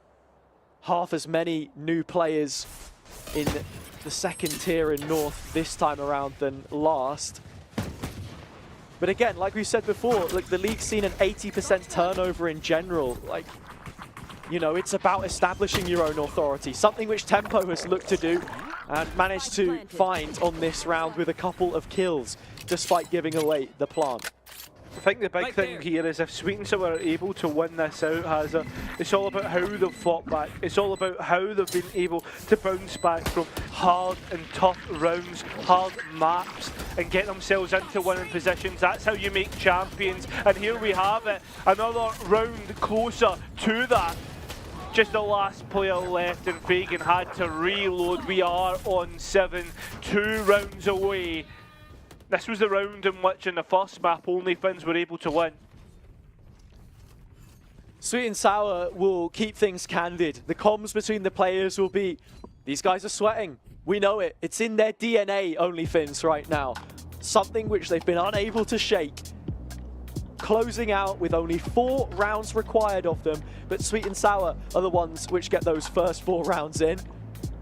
Defuse coming through and had set them up nicely here because Ticey's even upgraded to an op. Yeah. And I think the thing is though is as well, it's not like last split for Sweet and Sour where they can rest on 3 or 4 wins and know that they're guaranteed playoffs.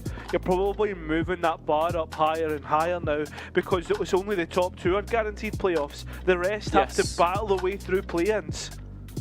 That's something we need to remember. All of the other teams than just Apex had 4 or 5 wins to their name. There was nobody that was clearly defined as being on the second rung of the ladder. You know, the silver medalist elect. The same way that Sweet and Sour took that mantle up towards the latter stages of the competition, but even then it wasn't a lock-in.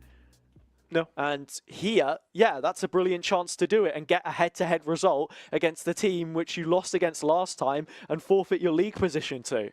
Not only that though, like if you get to 4, I would say and argue that probably 5 wins this split is enough to get you the playoff positions. So therefore you're only 1 off of it, and then you would have a clean kind of set of weeks to sit down and watch your opponents play against one another.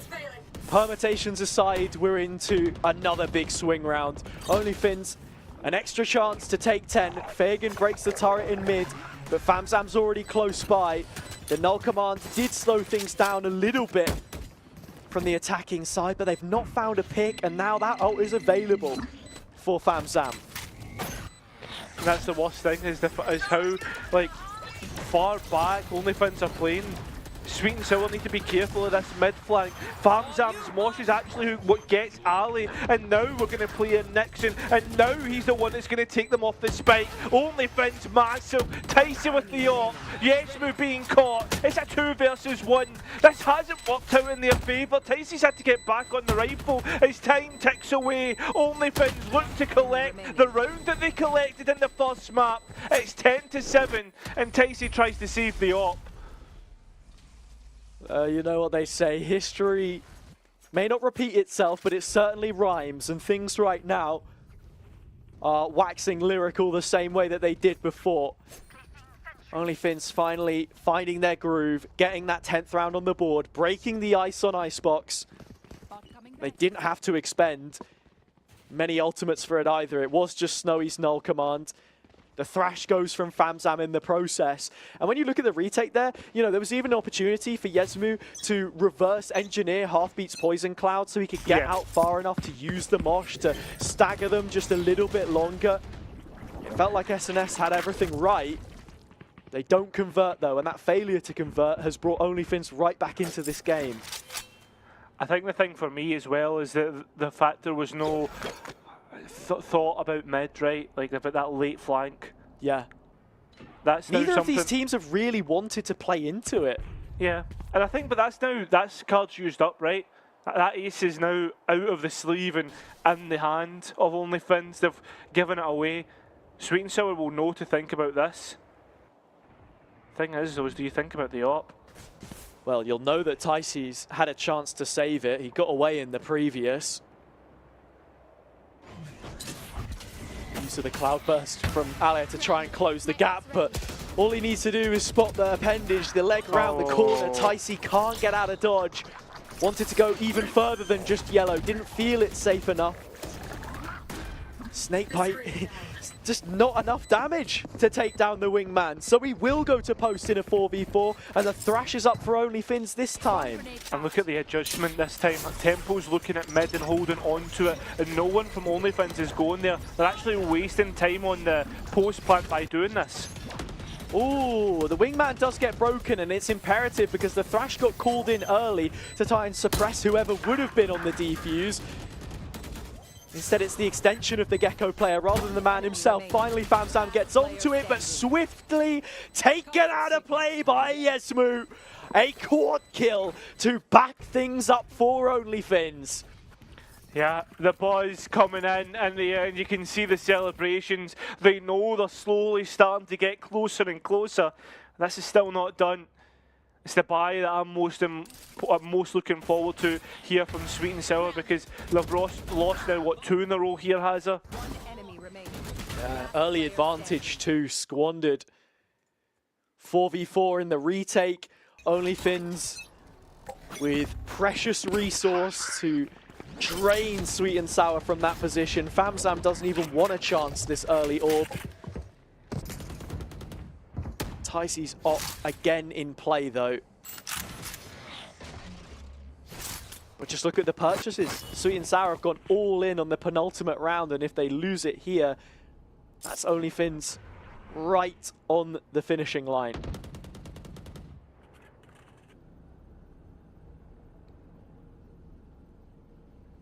One thing I will say about the 9-3s we saw from them before, they never reached 12. That was something they failed to do.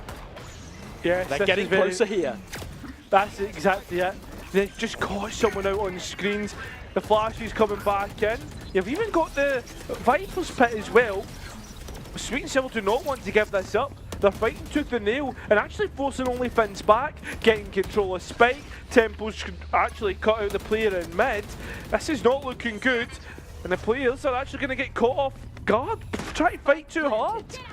Yeah, it's FamSam that gets detained. OnlyFins deduced this anyway.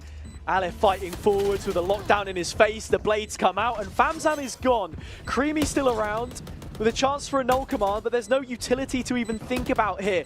It's all on the Sweet and Sour side. The screen is up in their face, and Yesmu, being the hero of the previous, can't pull the cape over his neck this time. Fagan will find another one at the end, and that is decent damage for OnlyFins to walk away with, but still not enough to change the round result. I mean, at the end of the day, the big thing there is again, they deny the 12. That's it. They did invest a lot of ultimates, and it's Sweet and Sour who come out on top after using, what, lockdown knives from Ali, and you've got Pit and lockdown from Sweet and Sour. Thing is, though, as well, you're slowly creeping up on that Thrash, and you do have the null command for Creamy. It's just keeping them hanging on, right? Yeah. 2 rifles. OnlyFins got to try and play through Ale and Fagan. They're both grouped up on A. 5 players behind this push. But Sweet and Sour keep bodies off site. They are playing for the retake here. Happy to give all of it away, but the game is up. They know exactly what this looks like from their Finnish counterparts on the other side of the server. Ticey making a move back in. Yesmu's going to drop the plant and catch a leg shot, but not go down. Spike will. Ali's managed to get Creamy, though. As the reset happens, it's all about how the retake looks for Sweet and Sour. Worried about mid again.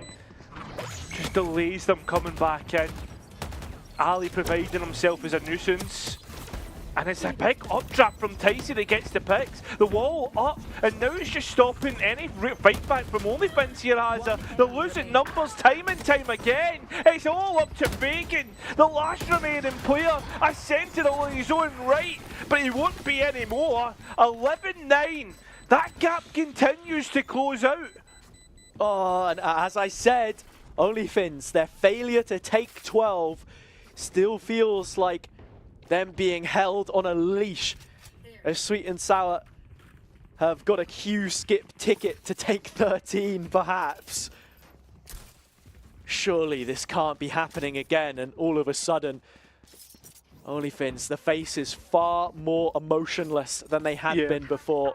And well, actually, in fact, there is emotion, but it's not the positive kind that we've been seeing from them before. Straight into the next, thrashes both sides. Null command on Sweet and Sour, but OnlyFins have the pit, so they'll be looking to consolidate. If they take this one in post, you have to feel that they can close it. Very early utility towards A, whether that's to fake it out, but you'll be needing that for the post plant, Hazard. That's the We've seen them do that a couple of times, though. You know, previous rounds as well. Yesmu happy to invest it early, as is the Thrash, but he will recollect it. Ticey taking a risk. Again, Sweet and Sour have never been risk-free. It's part of the game. And with that comes the rotation, headed exactly where OnlyFins will be queuing up for their execute.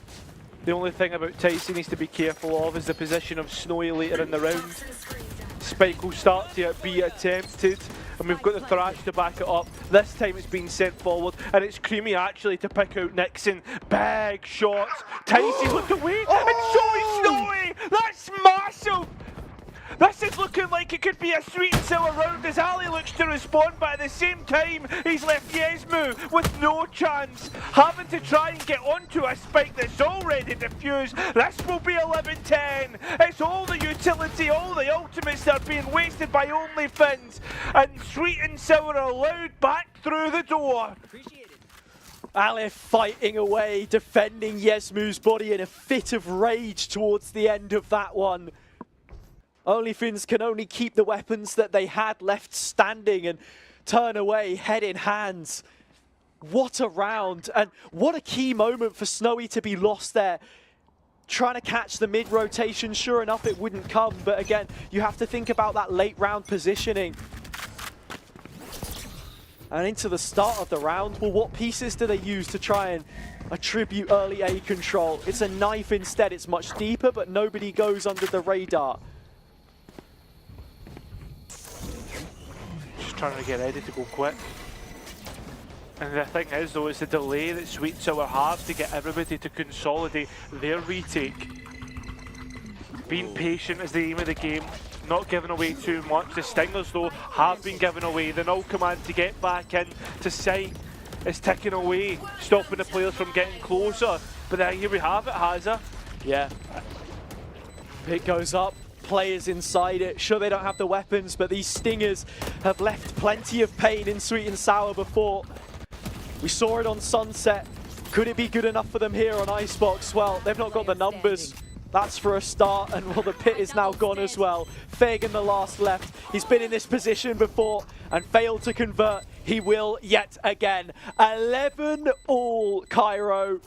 2 rounds left with it all to play for. OnlyFins will get their money back, but I want a refund on what should have been a series win. Equilibrium has been restored between these two. There's not much to differentiate them, has it? It's happening again. OnlyFins are letting it happen again for the second series. That they've lost 2-9-3 advantages. They've not lost the map just yet though. Yeah. And now we go into this round. Round number 23, the most important of the lot, because if OnlyFins lose here without a plant bonus or the like, it's gonna be scrappy right down to the final moments. Heartbeat allowing things to go under his watch in middle. The rotation call towards Kitchen. Prerogative put on what's happening right in the crux of things. Tempo cautious here, or Fagan I should say, of the op, but the pathing won't quite be there without beating Famzam. And they do cross into Kitchen and Heartbeat finally spots it. The biggest thing about it is getting the information that the players were scaling up there and getting out scot-free. Now that smoke's been thrown out and Tempo has just been given up to Ali, a sacrifice to the Blood God, and it continues to be Ali, the single player that just feeds him all the time. It's absolutely ridiculous. Ale with 2 huge kills. Needs to try and find a way to peel back. Doesn't know that Creamy's right up next to him and finally catches wind right at the very end. A 4 versus 1 to which he's found the first kill. So much utility to try and make it back from. A position which OnlyFins could only, in their wildest nightmares, think about losing now. They have one hand on the completed result, but it is only one, and with one left to play. Yeah, but at the same time, Sweet and Sour are looking to stick their hand on overtime, trying to force OnlyFins from taking a step back and reassessing everything. Starting to get late at night, you're seeing the rooms getting darker and darker, and this is just how long this series has gone. I mean, for a Tuesday night, you could cut the tension with a knife, Cairo. It is palpable at this point in time. Just as well we've got 2 kills. Indeed. And one of those knives does come out towards Yellow early on, affording OnlyFins control. Heartbeat deep with an Odin. A different look from him entirely. Perhaps something he's learned from Famzam. But the spam cannot connect through a wall that thick, and so we do go 5v5 for the final round of regulation. And there is the captain to kick things off. Yeah, it's different from Nixon, because usually he's one of the first ones to give it up in tempo. Another who does it. It's only going to be OnlyFins here, and that's exactly the case until Heartbeat actually detained. Up to Creamy on 66 points of health. Has to be big, has to be the winner here.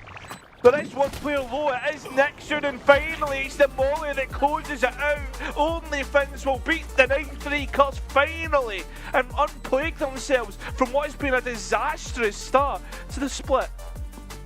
OnlyFins finally able to go ahead in their series victories. From 9-3 twice back-to-back, we thought we were going to be in the same position that we find ourselves in so often. And even to this extent, Nixon knows there is work to be done. But this project has finally found liftoff, and it's that man that was on your screen, Ale, the newly introduced, who's dropped, again, 20+ kills to take them there. Not a bad day in the office all in, but you have to say it doesn't come without a couple of years on the heart rate. Yeah, I'd definitely say so. The one thing I'm most excited for coming out the back of this, series, Hazza, is the fact that we are going to have an interview with Nixon, because there's nobody else that I want to speak to off the back of that game.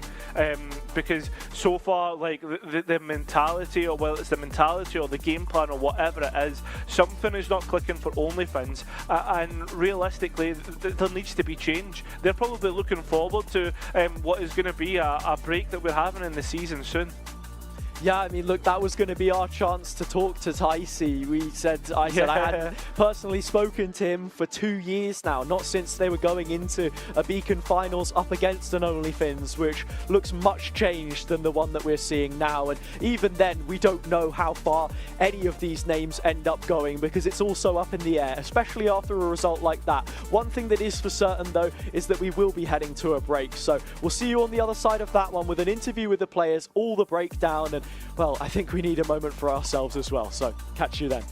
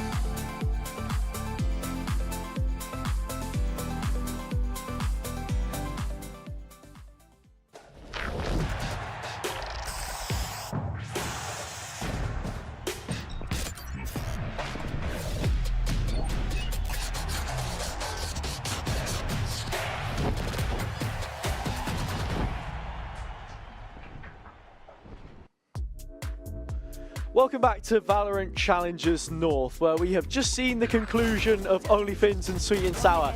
I told you all we'd see 3 maps, but I certainly didn't expect the 9-3 to find itself reversed. The curse is lifted. OnlyFins getting their campaign underway against Sweet and Sour with the head-to-head result that could count for a lot when we look towards the latter stages of this split. I think both teams will be disappointed with this series all in all, has it? A lot of highlights, a lot of lowlights. I think that's the fair point to be made about this first map. The 9-3 curse nearly happened like in the opposite way, and not only that, like you've also got to be thinking about the fact that Sweet and Sour couldn't close out from a position on map number 3. Second map, I think, is the only highlight which OnlyFins had.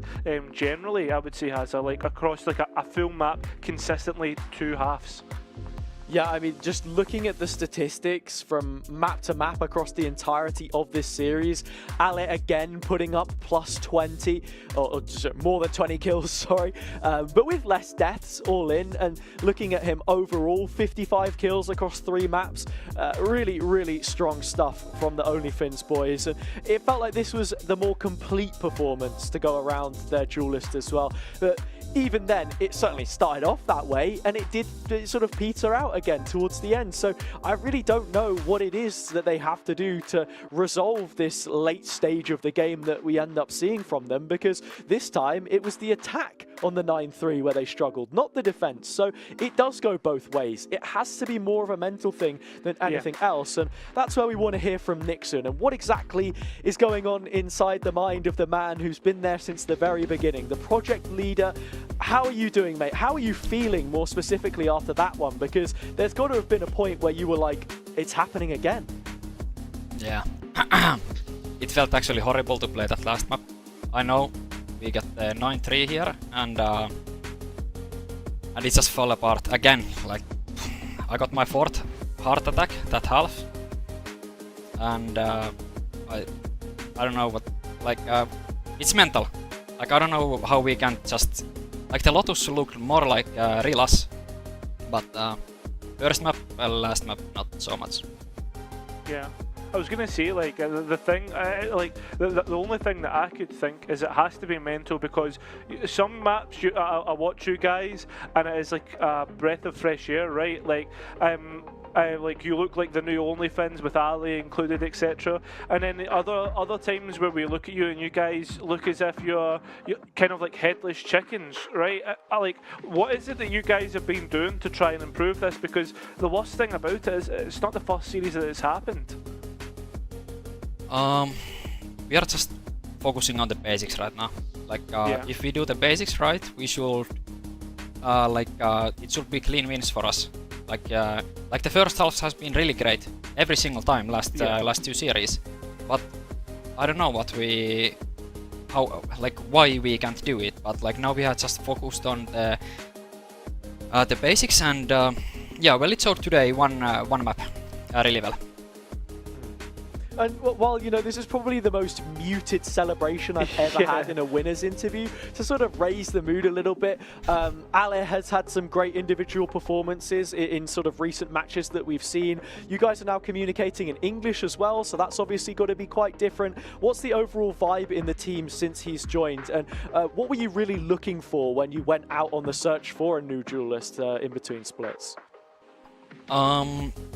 We went to like some document where is free agents, and then I just remember, oh, Ale is there. so basically that's and Ale is bringing like a lot of good mood to the team, and I'm really happy that he's with us. And about the English part, I feel like we have really good, like, well, not the pronunciation, but like really good understanding of the English, and it's coming from the back of the head, back spine already. But I was going to say, like, the one thing to like come off the back of it is, yes, like there has been like, I guess problems closing out, but like the attack calling on Sunset, Lotus calling, like even the defense calling on ice spots, like you guys, there is real big positives to take from that. Like, what is the calling structure been like since Ali's joined? He has took some like more on the defense side, the control. Yeah. But like we have to work on that. like certainly because like it wasn't that great on the Sunset today, but he has bring some like fresh ideas, and on top of the normal calling, he has a really good what is it the word? Mid-round? He's taking the control of the rounds also, where he wants to go, what utility he wants. But yeah, that's the main thing about Ale, that he's taking the control. Yeah. And I mean, something else to mention as well will be the fact that you played against the Metasport team last time with Hearthbeat in there. You've played against this version of Sweet and Sour now with him as the IGL. And also the one with Anthem that actually won the first map, so that's a little bit of an interesting one, and we'll see what effect that has. What's it like been playing the new version of Sweet and Sour, and how would you say they rank amongst all the other versions that you've played? Because you guys have faced up against each other multiple times in your pursuit to sort of reach the top of the region. I think they are going through the phase now, where they are going with the Heartbeat now, and like the change of the IGL is always huge, and well, I don't know what's going on in the team, but I think it's gonna be good from them, to be honest. Heartbeat is a really good player. Yeah, like in the server, do you sort of see that? Would you say that they play a little bit different than the last time you faced them, or not really? No, not really. I didn't at least like pay attention, like we had like our anti-strats, but they were really simple, basic stuff, but not too much like, actually I wasn't even thinking like how compared to the last 3 games we played. Fair enough, mate. I mean, I guess like, unless have you got anything else that you want to say? No, I've not really got too much else to say. I guess it would be rude not to comment on. Obviously, you guys had a couple of issues this week getting into, like, you know, the Requiem game, for example. That one's coming up tomorrow to be played off stream. I think it makes sense that we ask you what your thoughts are on that series. You know, you lost the icebox in that one. You've got to try and turn it around. How are you trying to mentally approach that? I know it's pretty quickly after losing this one, but that's unfortunately how things are. Yeah, like I think it's just like we just gonna come high energy tomorrow for the game, and we have to 2-0 them now. Like it's a fresh start, like one best of 1 for them, and now they have seen our Lotus and Sunset, so it's not that easy, I guess. But I don't really care. Like it is what it is, and we couldn't do nothing about it. It was kind of frustrating, like, to be fair, on the day where we played like 1.5 hours of fixing what we couldn't actually fix, and then played the first map.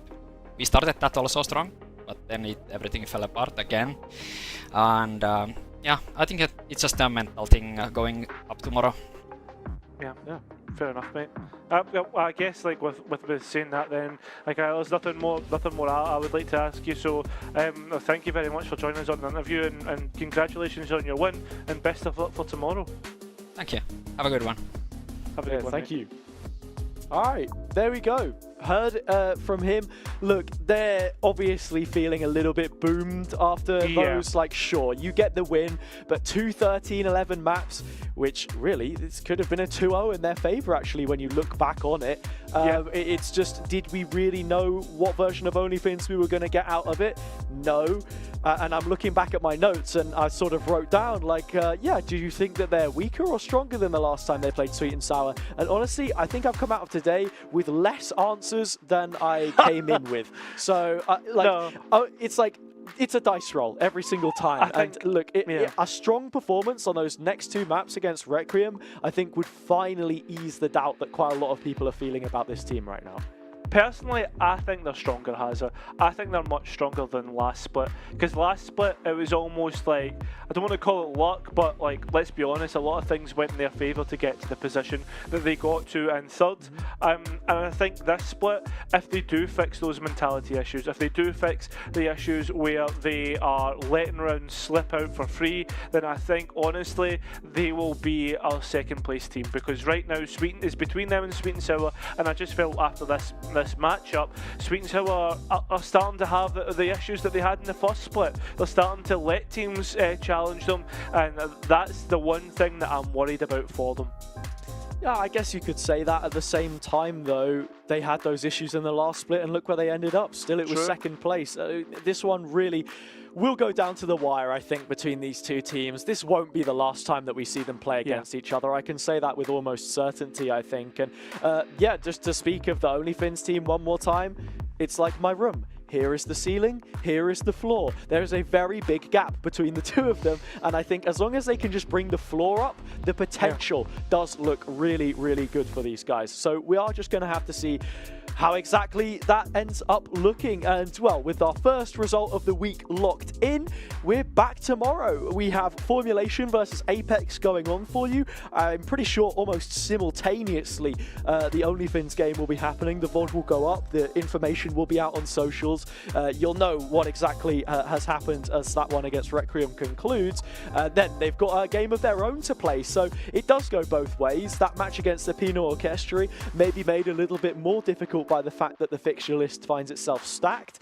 And to close, NXT versus Metasport. So lots of games for you guys this week, and we've started off with a 3-mapper, so already doing something that we couldn't last time around.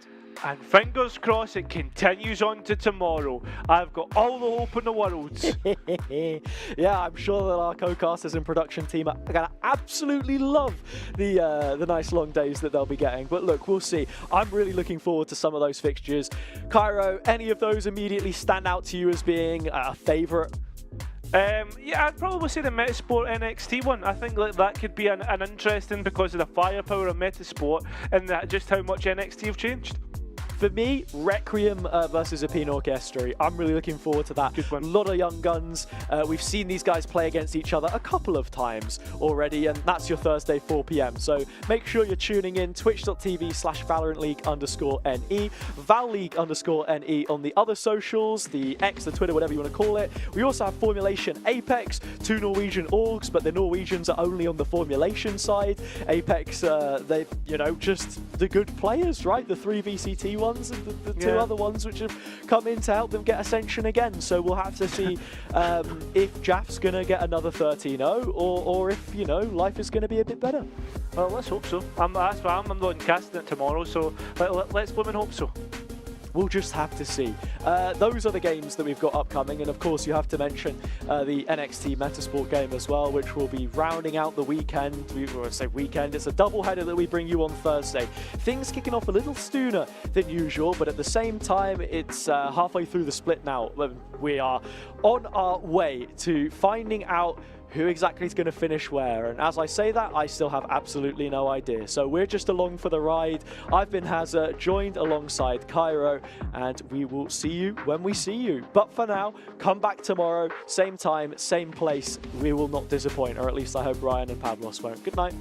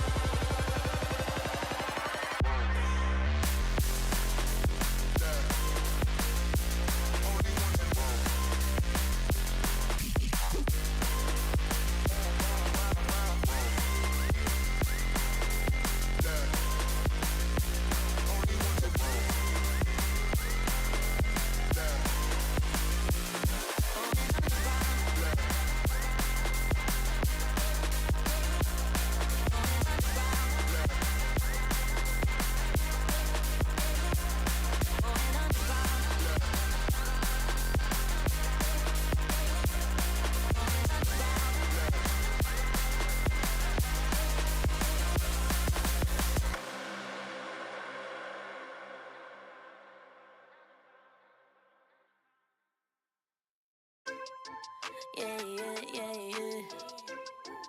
Yeah, yeah, yeah, yeah, yeah. Yeah, yeah, yeah, yeah. Yeah, yeah, yeah, yeah, yeah. Ooh, look what you done. Took a living woman and turned her into stone. I guess I should be thankful. You gone 'cause you choose.